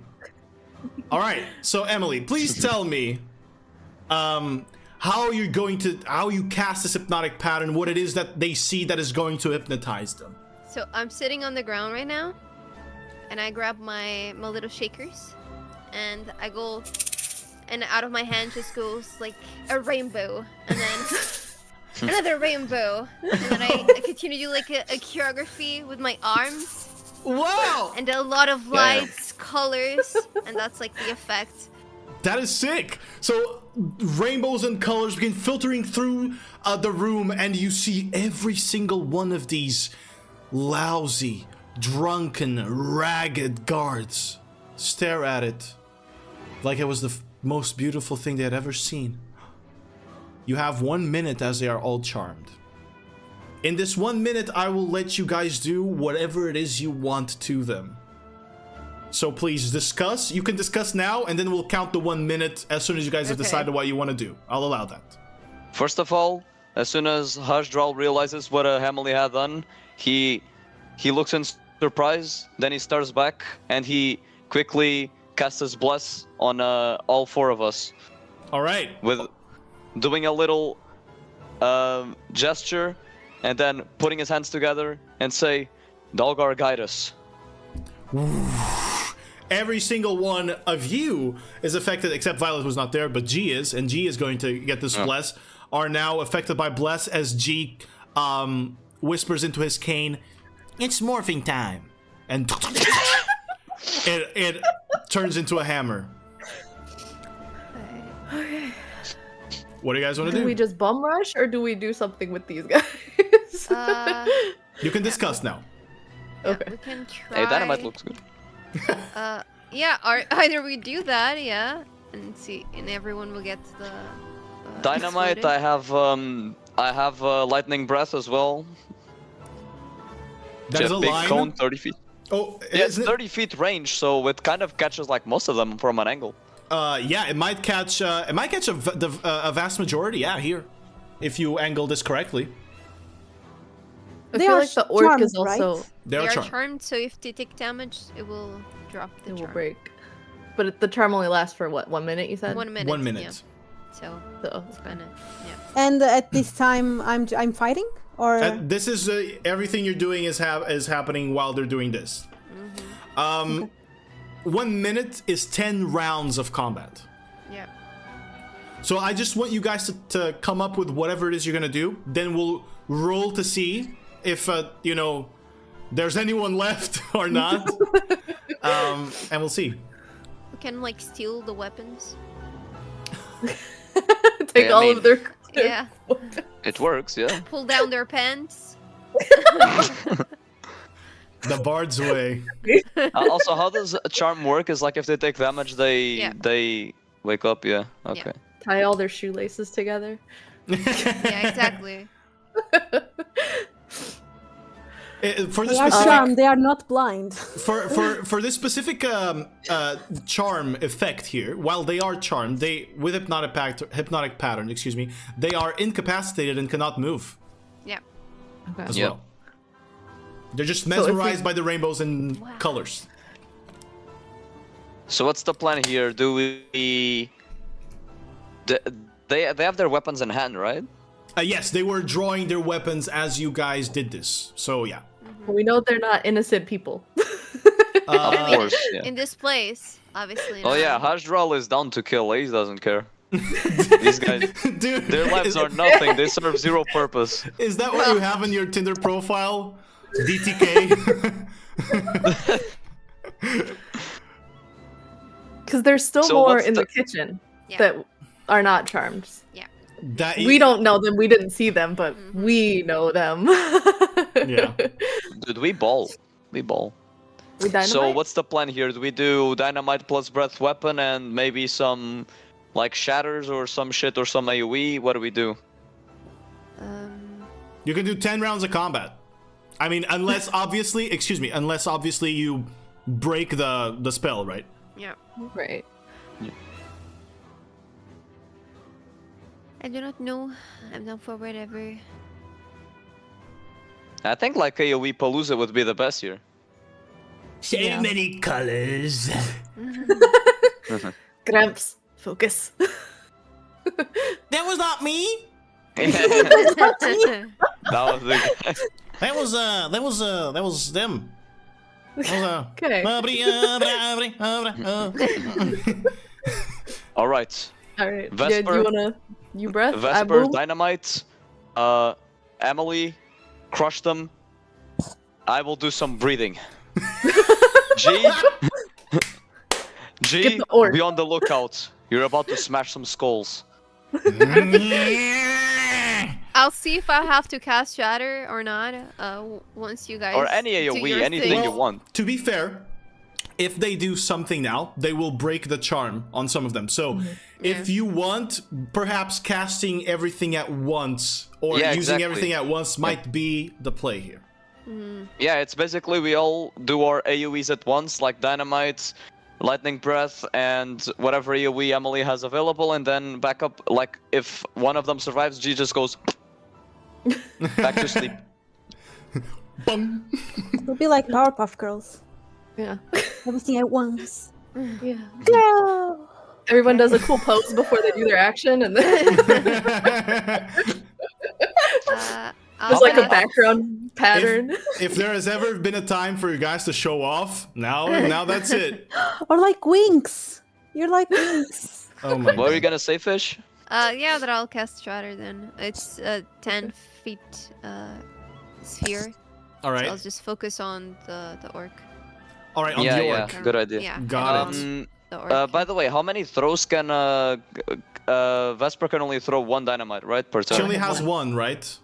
Yep. Yeah. I had two. I threw the other one at the port. So I only have Oh one yeah, left. right. She has one. I think G has. I have Does one. G have? You have one, G I might think. have Yeah. a stick. G might have a stick. He certainly has a stick in his hand. He does have a stick, yeah, because but- I think we had 4 total. So Yeah, I think he has dynamite. Yeah, I think he has a stick of dynamite. We might throw it. I think I already told you the damage that dealt, right? It was like I think 2d10 or 1d10 fire and then like a bunch bludgeoning, 4d6 or 6d6 bludgeoning. However, circumstances are different here, so the damage it will deal will be different. I can't. I thought I wrote it down, but I don't think I did. It's okay, don't worry about it. We'll do it live. Okay. We'll figure Okay. it out. All right, so plan is going to be 2 sticks of dynamite, wait until the fuse is at the end or close to the end, lightning breath shatter, and then duck out before boom, right? Yep. We done with the plan? Anything different you guys want to do? Let's go. We go for it. Fuck it, we ball. We ball. All right, so you wait for that moment. Let's go one at a time. You guys get your moment to shine now. So Vesper, since you're gonna be the one throwing this stick of dynamite, I'm gonna say, is there any specific way you want to trick shot this dynamite in the middle of the room? You want to Kobe it? All right, Vesper Do invented it. basketball. You Kobe it to the middle of the room. G looks at you and he does the same, but it's more mechanical because of his arm.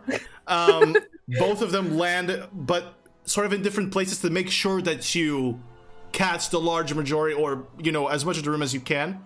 The sticks are going in. Let's go with the lightning breath now, my dude. How is this lightning breath feeling? How's Drow? What was he doing? How's he feeling? How's while the dynamite is ticking away, I walk to one of the corners in the room to position myself to catch as many enemies as possible. I don't know if it's possible to put an emphasis on the orc. Yes, it is perfectly possible. You can aim at the orc. Yeah, so I will do that. Then I'll stand there, wait a little bit for the fuse to fizzle, and as I do, I start like stretching out my neck. And in Draconic, I'll say, "Not every day I can use one of these." And then I start I understood that. skill bro fist. Oh, they discover. I knew you were brothers or something. Brother and sister. So I start doing these like sounds in my throat, like building up the lightning. And as I prepare to fire it, I open my eyes and they're charged with lightning, and I just blast away with my Amazing. lightning breath weapon. Very well. So this is a dexterity 21. saving throw, right? Yeah. They see 15. DC 15.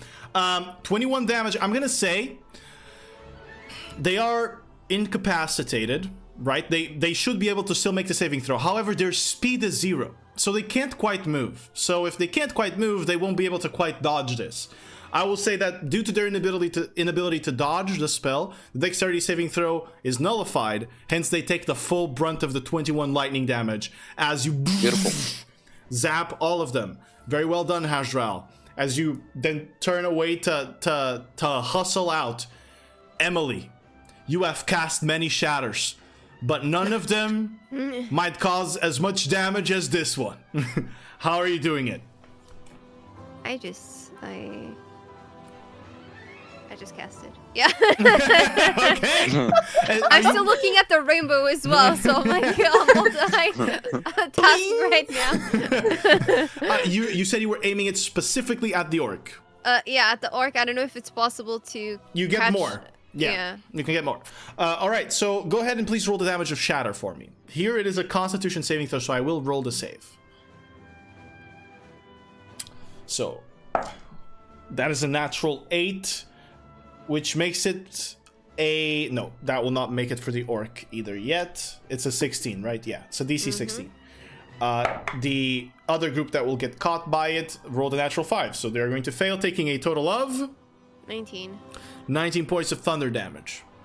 Now, before I describe what is happening here, Vesper, since you left the stick here, and since in spirit you are the most connected to G here, I will allow you to roll a grand total of 4d10 fire damage plus 8d6 bludgeoning damage.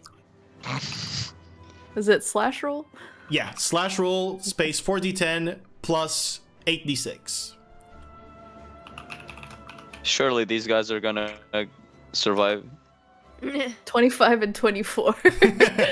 All right. They're gonna be ashes. So People outside only see like flashes and thunder and Like, dang, we should go there more often. This place is It's underground. It's underground. you guys, Oh, Right, true, Onion. true. yeah, it is. You guys run out of the building, pushing past it, and as you do, give me a moment. As you do, you hear as a giant explosion bursts behind you in fire and flame, and G jumps out as he was the last one out, propelled by the... I catch him. He grabs onto you, and the building begins collapsing. At this moment, Violet, you had come out of the situation, let's say, as they took some time to prepare for this to all happen, the hypnotic pattern to come out. Let's say for the sake of storytelling and brevity, that all happened at the same and correct time. And you, Violet, you open the door to Callisto's room, and you see the entire building collapse beneath you, and you're hanging in the air in this door to nowhere. Do I see them? You see Vesper with G on top of her, and Hasdral and Emily. As the building is collapsing, there's a bunch of other citizens moving How the hell is outside this of working? town. Is this not underground? I'm confused. Yeah, but there's a That's the building. building. There's a building up above it. But the Oh, part right, we were in okay. was Yeah, down. the part you were in is down, and then there's a whole Okay, building gotcha. above it. Seeing this, I yell, "What the fuck?" You told us to use explosives. You just What she said. while Emily Fair is about point. to say explosives, since she's yelling out in public for everyone to hear, I just like hush her quickly. You see a bunch of guards begin to run and rush up to the space. What is this? What have you done? I close the door. You're back in I this. just turn to them and just be like, we were taking out the trash. There's like a bunch of them, at least 5 of them gather, until eventually, after hearing the explosion, one of them moves forward and goes, "Halt! Halt! They are with the king. They are with the Kralkoyu. Do not harm What? them." Do I hear this? You closed the door. You Yeah. don't. It could be like in the middle of nowhere. I could hear. No, Sleep there. That's what you get for being a coward. The door that you closed is just hanging in the air. Oh, nice. There's nothing behind it. There's nothing around it. It's just a door hanging in the air. Looney Tunes-esque episode, dude. And one of the guards actually looks at a bunch of citizens pointing at the door in the air, and he goes, "Is that yours too?" Well, kind of. Come on, everyone, start cleaning up. And at this moment, you also see coming up the street the brother of the Kralkoyu. That he arrives and he's just passing through you, looking at the building, and he waves at you, but he continues on walking. I apologize for the mess. Yeah, that's really up to brother. I think I'm fine. And he moves on. I just give him a passing. Dalgar bless you. I think all of his blessings are probably more well spent on all of you. While I'm in the room, I Yeah. will try to check for more traps, because if I go down again, I cannot get up. The trap door where that you came out of is open. Do I sense any more hollow? You can roll an investigation check to see if you do. Investigation. Plus 0. 13. No, nothing hollow. I will try to check her desk. All right. And It's just a look table. for- There's nothing there. Oh, just a day? Okay. So anything else on the room? Nothing? A few sconces, the fake windows. Nothing else. She's a Okay. minimalist. I will open the door just a little bit, just to see what the hell is happening there. You guys see the door just. And 2 eyes. You see Violet's like from the nose up, peeking out. How high up is she? Like, how? She's about I would say a good 15-20 feet up. Okay, I will do like show off. I will try to slide a little bit on the wall. The wall? There's no wall, right? There's another building to the side, but it's a jump there if you wanted to do that. Oh. Okay. Fuck it, we ball. We ball. I jump to the wall, try to slide down, and try to slow Alright. down the fall. So for the jump, let's roll an athletics check, and then for the wall, let's roll an acrobatics one. Oh no. Okay, athletics 10 and acrobatics 18. All right, I'm gonna say a 10 is good enough. I'm not gonna. It would be funny if you had rolled like really low, and then Violet was trying to make the jump, and it would just be. Boop. Like a Looney Tunes style. Yeah, she was like moving her legs in the air. But Violet, no. the type of guy to run, look under her.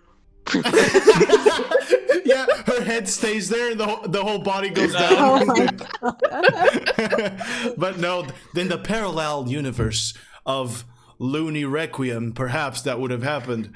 But in this one, Violet runs forward out of the door, clutches onto the other wall, and slides down, kind of not too dissimilar to you, Vesper, but dissimilar enough that she has to take a little bit of damage because it's still a fall. You're going to take 4 points of bludgeoning damage as you still hit the ground pretty hard.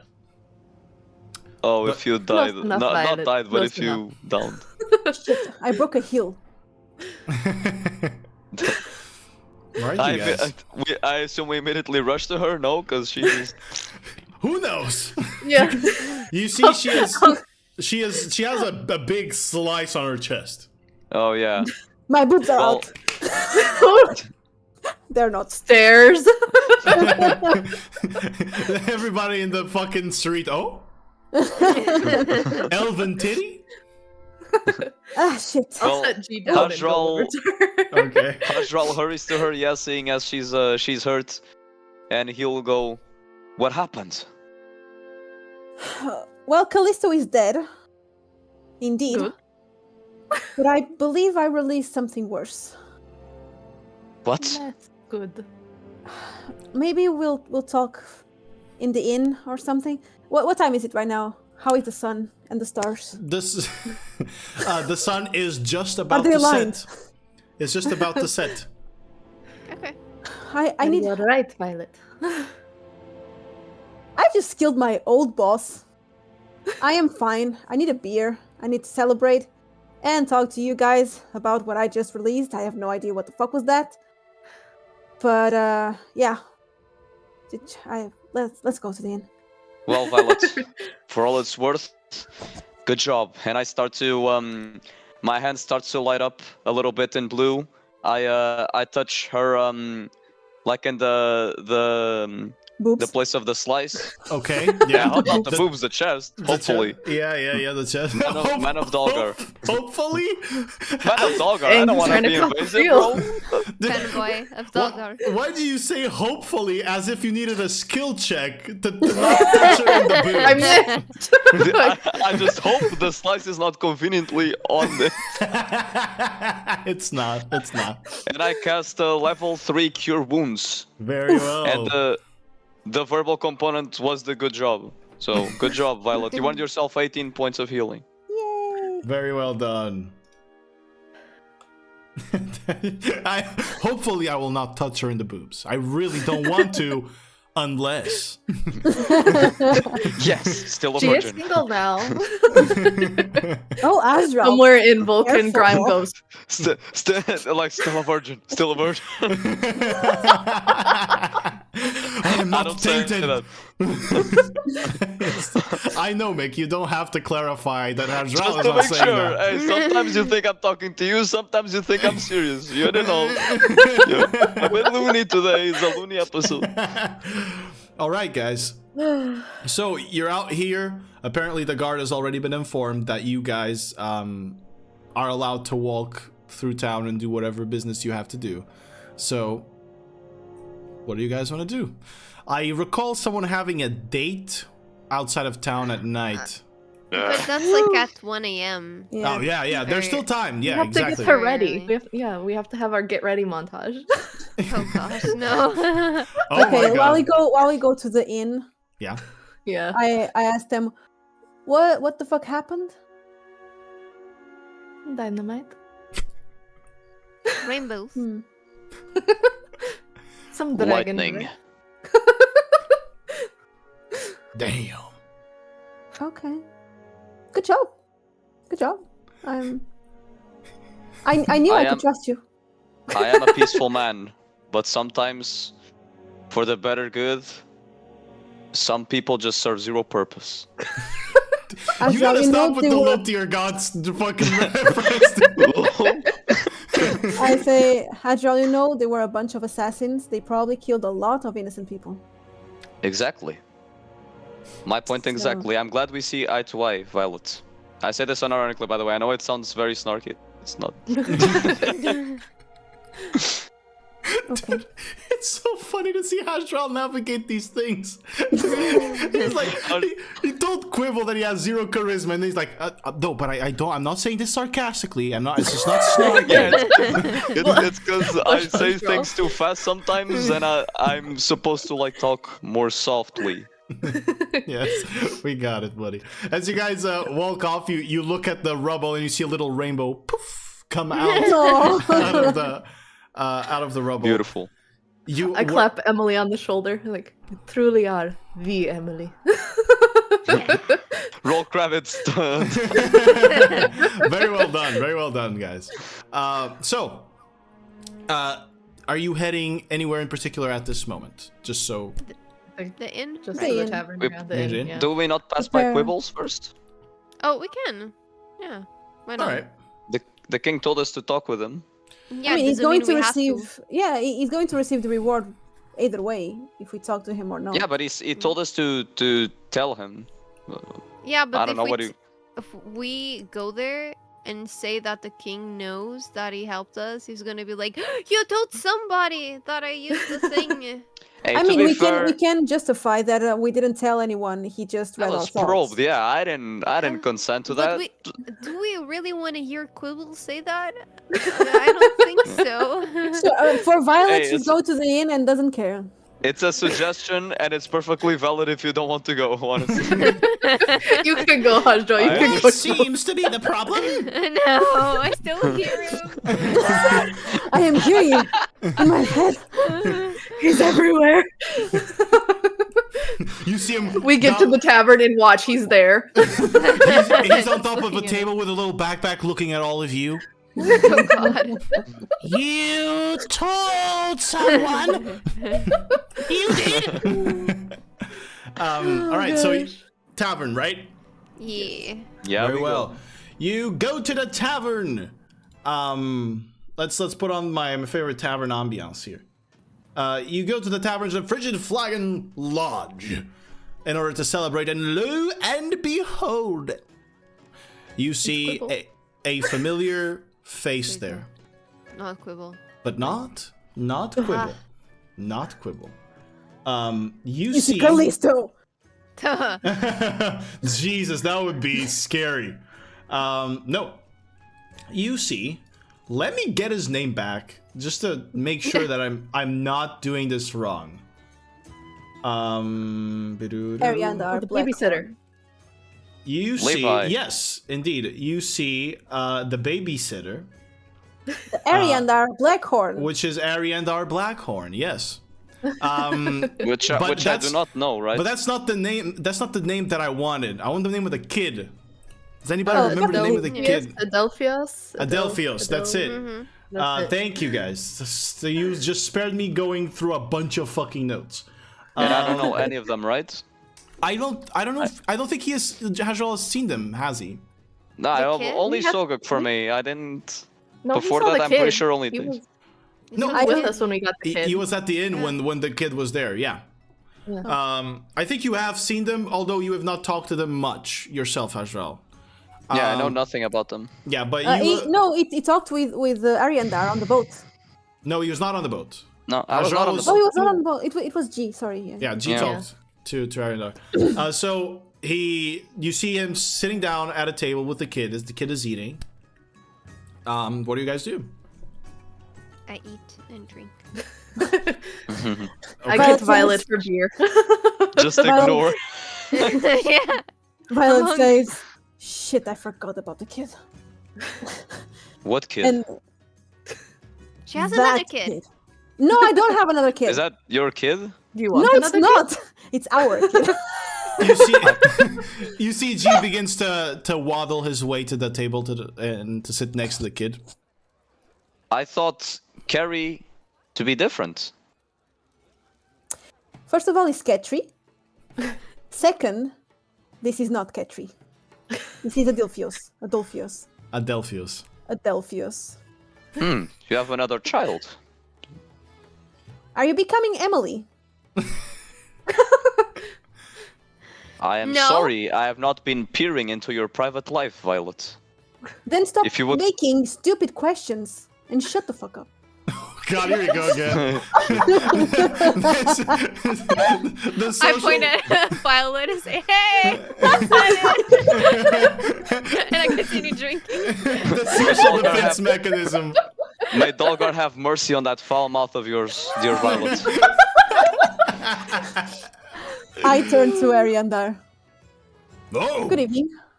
good evening. Good evening, I sit Violet. down. All right. So, how did the kid go? The kid goes, Everything okay? I can speak for myself. I'm fine. Mr. Ariandar has been treating me very well. And do you have a place to stay? Are you going to stay with him? Ariandar looks at the kid looks at him, and Ariandar says, I would much like to travel as soon as the port is open, but until then, I can stay with him.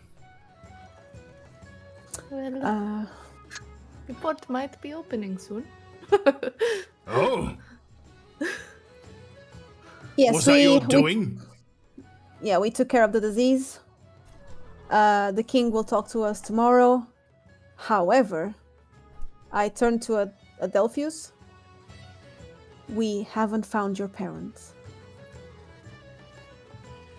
We don't know if they're alive, they're dead. We just didn't find them. They could be dead? Oh. Violet, The mother. maybe you shouldn't be the one talking to children. I will now shut the fuck up. Watch your mouth, Violet. Oh, sorry, shut up. It seems my prayer did not work.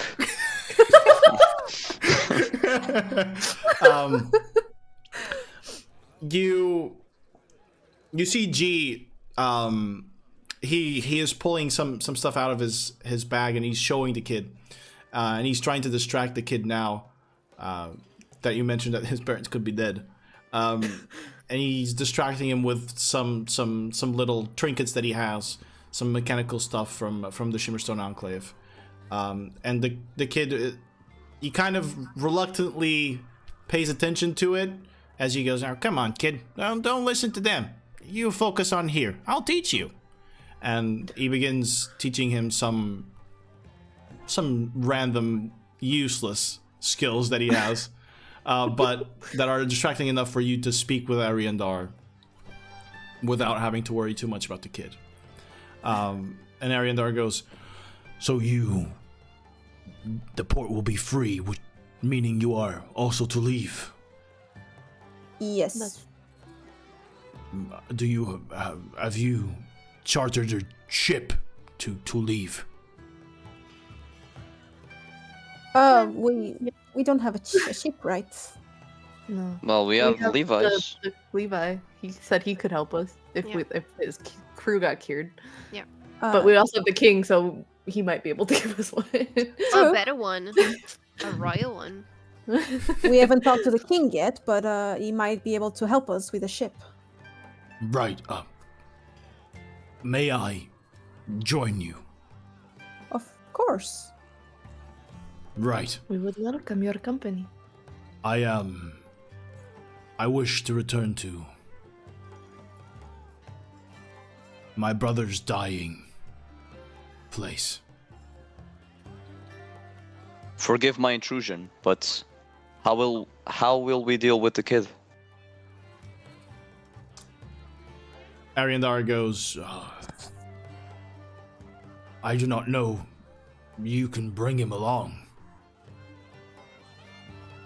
Would that be even remotely close to safe for a child? At that point, when you mention that, G says, "Don't worry about the kid."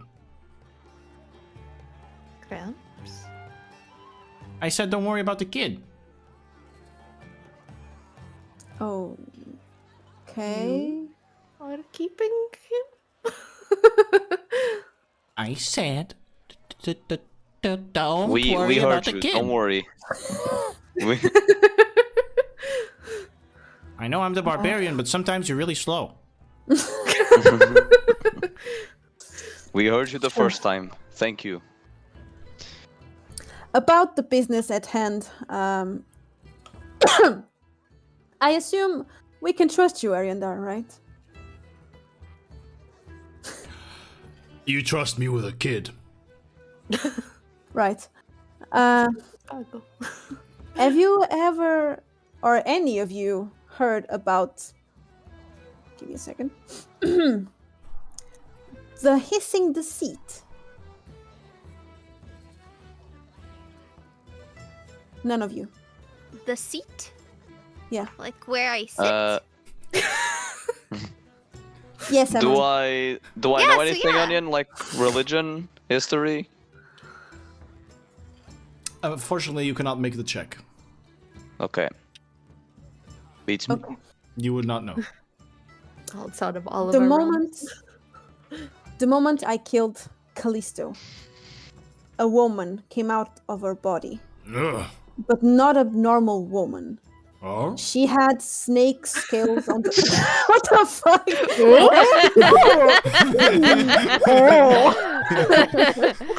A I'm woman, Emily. not really a woman. Oh. I want you to know that you're being heard. Sometimes people don't listen. They pretend to and just stare at you, and then they're not actually listening to what you have to say. And I just want to make sure that you know that you have my full attention. My mind isn't thinking about anything else, because that is very annoying when that happens. Thank you, Ariander. So she had scales on the skin, and algae. Okay.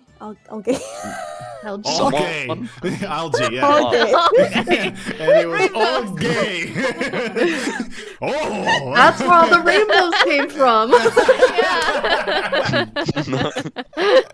The power of all gay. Algae?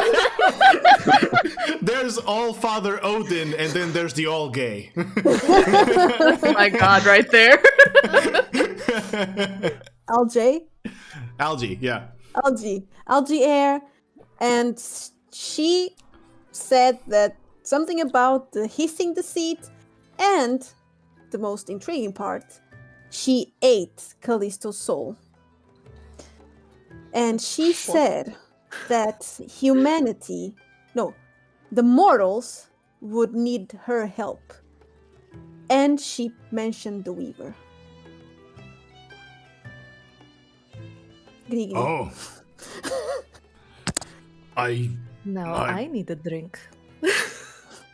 I do not know what the hissing deceit is. But you know about the Weaver. Well, you told me. Right. For Good gore. point. Eating a soul. As a cleric, that is frightening to think of. So I feel like we abolished one threat to the world, and created another one, even worse. But Because is sorry? it? Didn't they want us to help us? Isn't that good? I didn't really trust her. She was afraid of my mark. Your I what? think it's the first time. Well, What it's like- blood, Violet? Well, hi, Mark.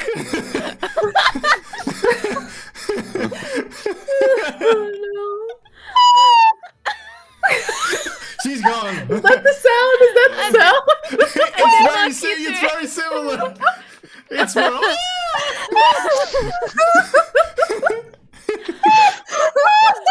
I can hear her laughing in the other room.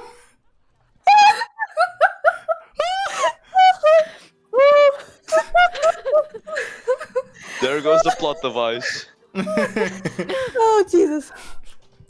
Okay, so while I'm here with the mark, I say, "Oh."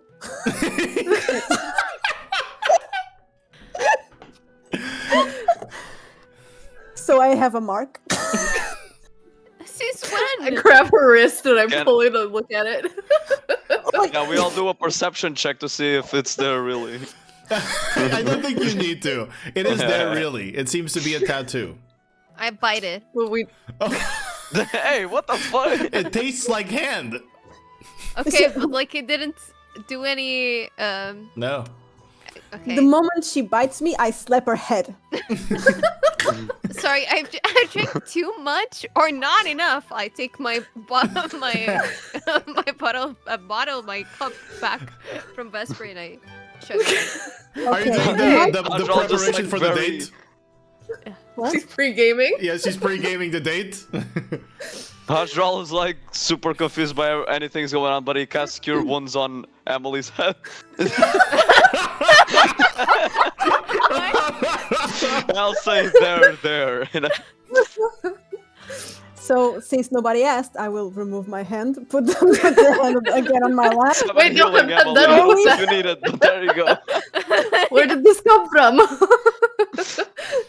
Oh, this. So I had a dream with first of all, this mark has nothing to do with G's mark. This one is from a See that goddess. it's different. This one is from the good side of Are the you that realm. How do That you is know? that is a What mark goddess? of Meodref. And that rune, it is elven, ancient elven, for vengeance. Actually, I know did this, Violet probably. knew? Did Violet know that it was the symbol of vengeance? Okay. So I don't know what this means. I think it just means I'm bonded to this goddess, to Meodref. Meodref. She's not the Meodress. Okay, it's not your. It's not your dress. It's Meodref. Meo. I think I'm bound to Meodref. But I'm not really able to tell you more about this, maybe in the future. Because I don't know, actually. But I will. How did you acquire this sign of a god? It was after a dream. I just woke up with it. And what was the dream? Yeah, It seems you had a revelation. I don't remember. This was one of the dreams in which you touched the sapling. There were tons of bodies.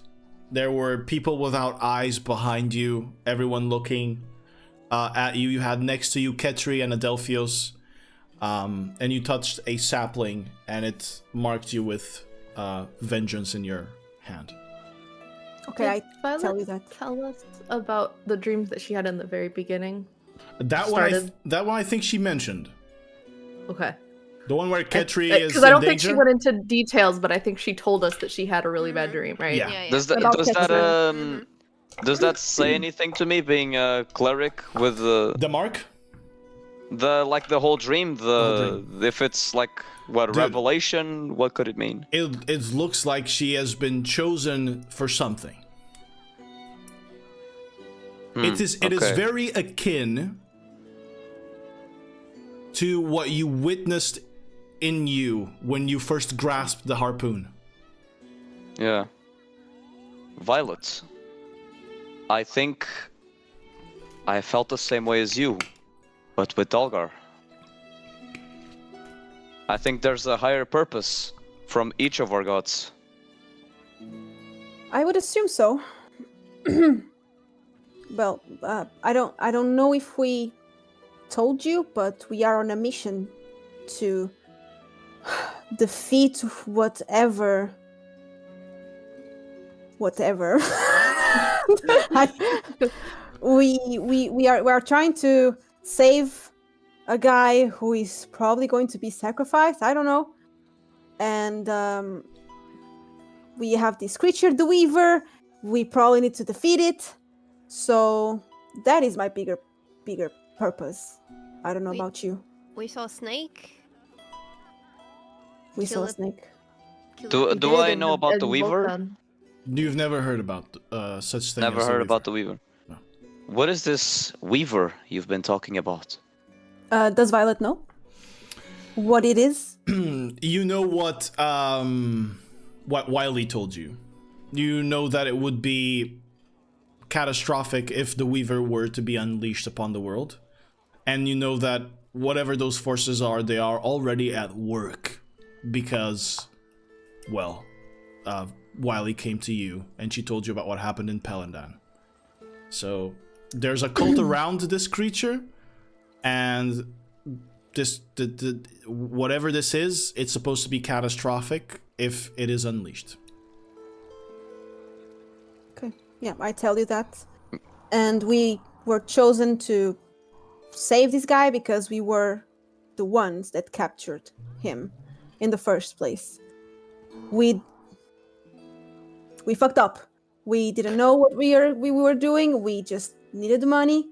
We are Velox Mors, a bounty hunter. We took any job. And this job paid well. So we took the guy, and now we need to save him. Huh. The fate of the world is resting on the hands of these 4 misfit bounty hunters. You could put it that way. Well, So now you know why we want to cross the ocean. Are you willing to come with us still? We haven't really discussed that. well, I believe, much like yourself, my god is leading me to a bigger purpose. And I don't think this little misadventure of ours was really any coincidence at all. And by the looks of your group, while I believe wholeheartedly you might be fully capable yourselves, all the help you could get is good help. So, Velox Mors, I shall help you within my capability. You will have me and Dalgar. Dalgar is Well. indeed useful. You, I don't know. Violet. I hold out my hand to Hajdal, like shake his hand, be like, welcome aboard. Forgive and forget, Violet. May Dalgar bless you. And I no, I do this, not this. Hold on. Peace. I'm out. So yeah, big up, Violet. And then he just vanishes. He casts fog and leaves. And I shake Vesper's hand. Yeah. Now? That's what happens. I love Dungeons and Dragons. Forgive me, Hazdral, but for today, I am sick and tired of hearing about gods and devils. I'm drinking. I go and sip my G and play with the kid while I drink. All right.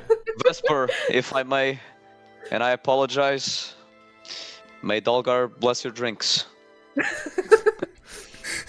I guess bless on the drink. She just You don't snorts have a little. that. I hope it is a fruitful bearing. All right, so I want to ask something. We all know that Emily's date is at 1 a.m. Are you guys going to... This is a weird question. Are you guys going to chaperone her date, or are you going to stay back at the inn? Okay, Vesper wants to spy on it. Oh my gosh. I don't. Vile wants to go to sleep, I assume. I'll ask Emily if she wants anyone to bring her there. I'm not even sure I want to go. And I start like tearing up. Why? Emily. You What know, happened? you don't want to know anything about this, so shush, Violet. Didn't even show the mark, and I like turn my back. Can I check if she's drunk? Emily, are you obviously drunk, or are you not? I won't say obviously, but I'm kind of tipsy and A little Dude, the bit. time we had a little conversation, she just. yeah. Gramps, give her a pep talk. Yeah, You're the sex is dating great. master. Not like that. Emily, I never said I Sorry. didn't care. Okay. Why are you crying? See, the thing is, if I go to the date, it'll be worse because we're gonna just move out of town very soon, and I'm gonna see him ever again. So it's not really worth it. You don't want to break his heart? Yeah. Aww. You can always come back, young Emily. I won't. The melody is still chasing after me, so I don't think I'll be back. And you're going to break his heart either way. Yeah. Don't you think talking to him, explaining, would be better? No, because that way I will break my heart as well.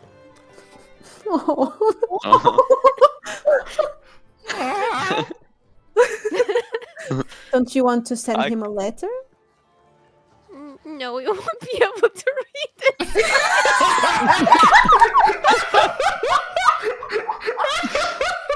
Ay, meu Deus. He would think fuck? He would be like, she's dead. Okay.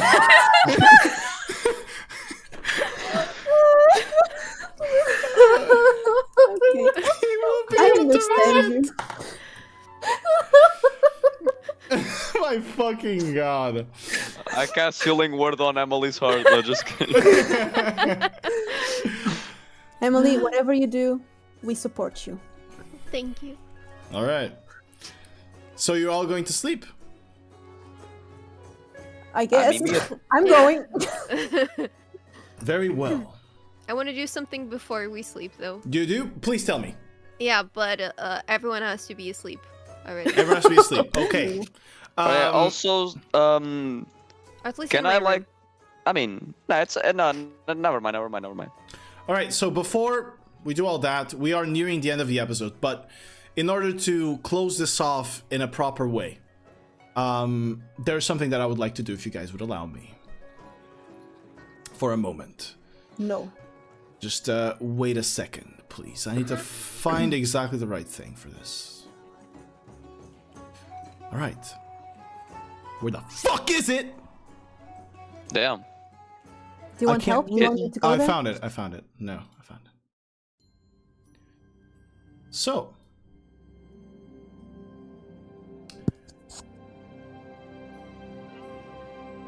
You all fall asleep.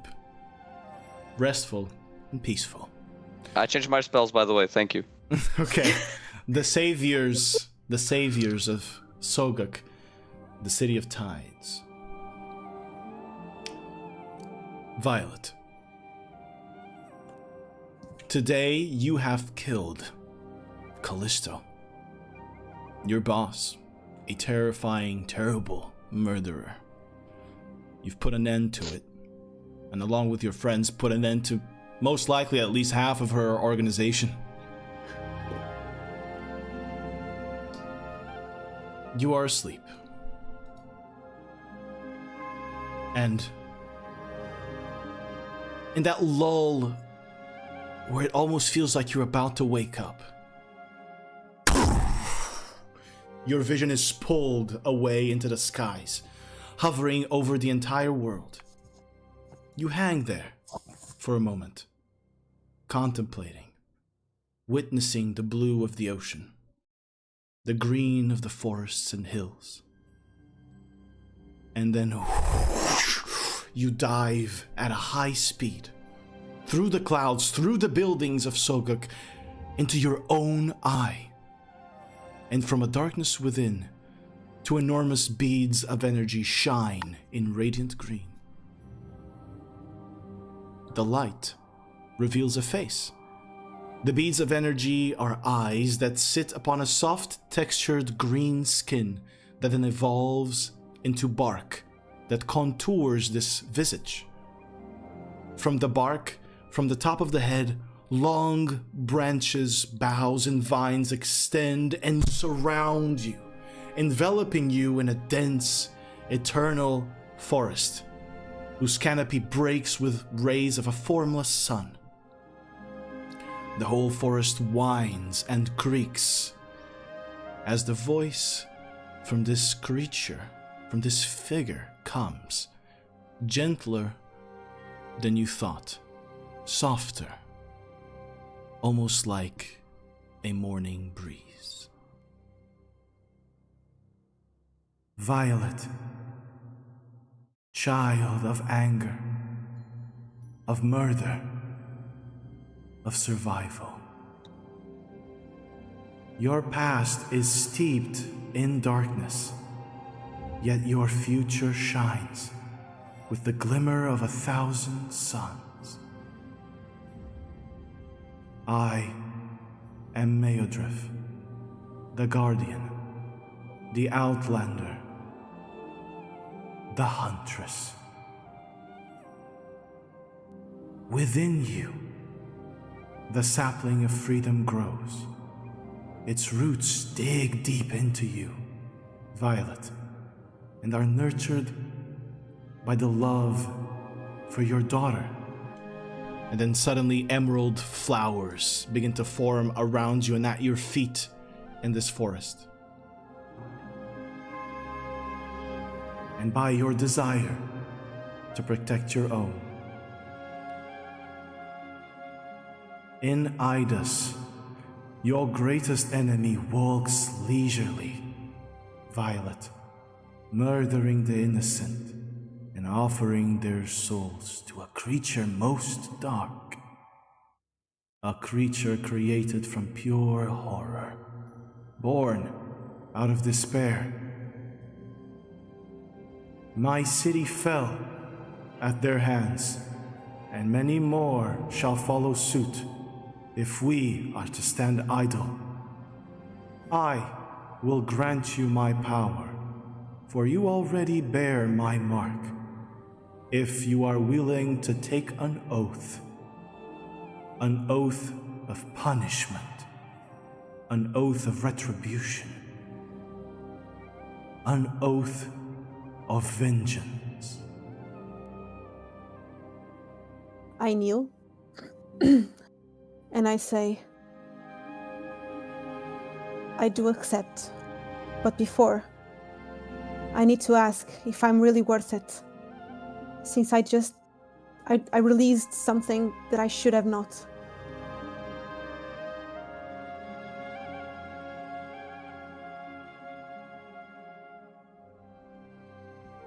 Your worthiness, Violet, is measured at many levels. I cannot deem you worthy of nothing, for I hold no power over you. Violet, your own worthiness. It is for you to decide. It is for your actions to speak. You defended this entire city that was not your own, while my brother was blind to its pain.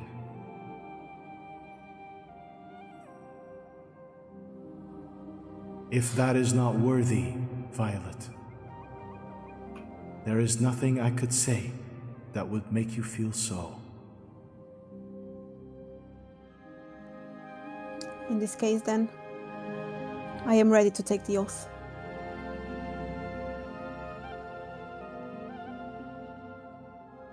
You see the forest, or you hear the forest creaking, the bark slowly moving and kind of gently waving at your feet. And you hear, do you swear to fight evil in whichever form it takes, pursuing that which is the greatest evil, even if it's beyond your own interests? I swear. Do you swear to mercilessly pursue enemies of yours and mine own, delivering upon them swift retribution? I swear. Do you swear that your own qualms and personal reservations shall not get in the way of the extermination of your foes and the great battle against evil? I swear. Do you swear to help those harmed by the greater evil that assails this earth, by whichever means necessary, even if at the cost of your own life? I swear. Do you swear to uphold the values of freedom from the shackles of the mind, the chains of corruption, the cages of horror, wherever it is you shall lay foot? I swear. And do you swear, Violet Ion, that the Weaver and his minions are your eternal enemies, and that you shall pursue them until the ends of your world and the next, and avenge the dead, the sacrificed, and stop their unsightly reign of terror? I swear. Then by my word, you are my paragon, Violet Ion. Run with the swiftness of the huntress, see with her eyes, hear the call of the forest, and smite with the ferociousness of 1,000 dire wolves.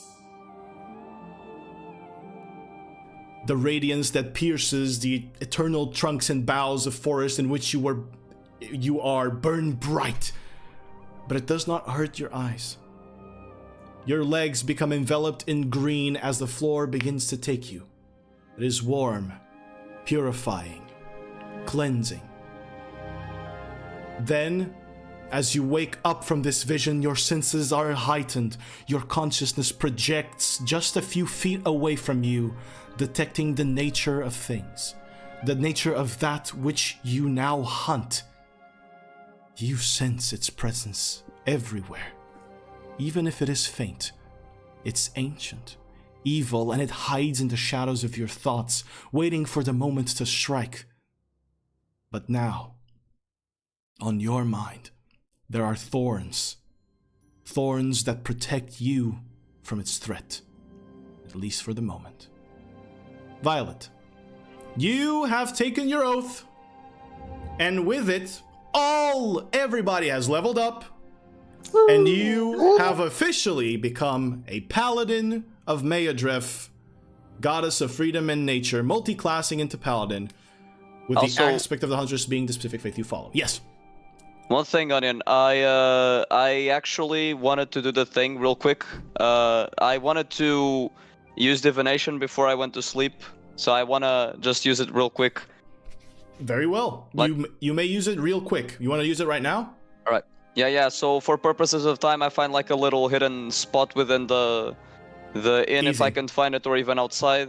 And I arrange a little ritual to try to talk to my god Dalgar. And I therefore use divination to try to communicate with him. Right. And so I will sing my prayer. I'll say, ever merciful Dalgar, Lord of seas and storms, I beckon your almighty wisdom to cross the uncertain tides of life. Grant me your most insightful guidance. Am I straying from your path, or is this part of your design? This mission to follow Velox Mors and to battle against the Weaver. Is this your choice, my god?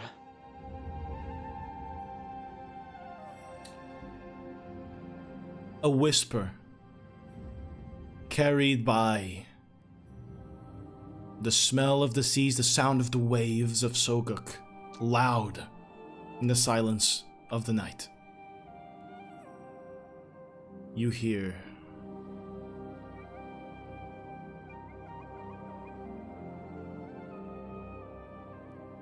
doesn't the ship's sails, don't they travel and flare to where the wind takes them? Then so shall you.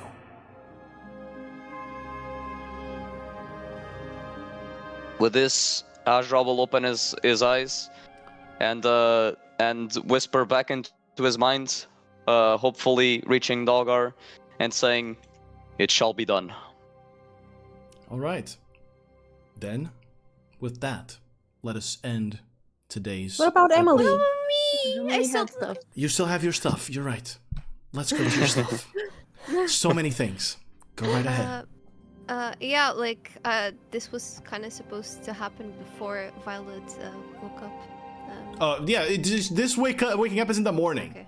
So Okay, so before, let's roll back time. we can roll back time. There's a lot of people in here. Yeah. When Violet, this is very small, that's why I wanted to do it straight away. While Violet is asleep, I'm gonna grab very gently her unmarked hand and just have one of my makeup things just write the Emily. I'm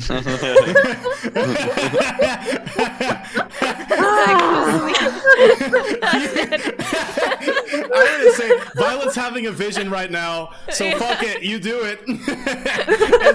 That's just the Emily right there. Yeah. One mark on each hand. Now, Nice. there are things regarding sleep that must still be accounted for. Yeah. But these two things that will happen, which are specifically related to Vesper and to Emily, because we are already late, I will leave them for the beginning of the next episode, also to create a little bit of suspense. But I had to handle Violets today because I want you guys to level up already. And this way, everybody already knows that Violet's multi-classing into Paladin, which means all of you can plan whatever it is you want for yours. You can tell me. You can, if you're taking a level in something different or not, until the next session, and we'll do that. Yeah, let's end it here if you guys are all right with that. But to anybody watching, be it on YouTube or be it on Twitch, you might want to see the next episode because Violet and Hajral are not the only ones with dreams and things speaking into their ears. So let's see what the party does get on the next episode. Anyway, thank you guys very much for watching. We really do appreciate it that you guys hung out here with us. Regarding the episode on YouTube, I am going to be working on the chapters tomorrow for it, so I will chapter it tomorrow. The VOD will be readily available for anybody to watch, but I will handle the chaptering of it tomorrow in order for it to for you guys to skip around if you want. That's it. All right, guys. Once again, thanks so much for playing. First of all, you guys did great.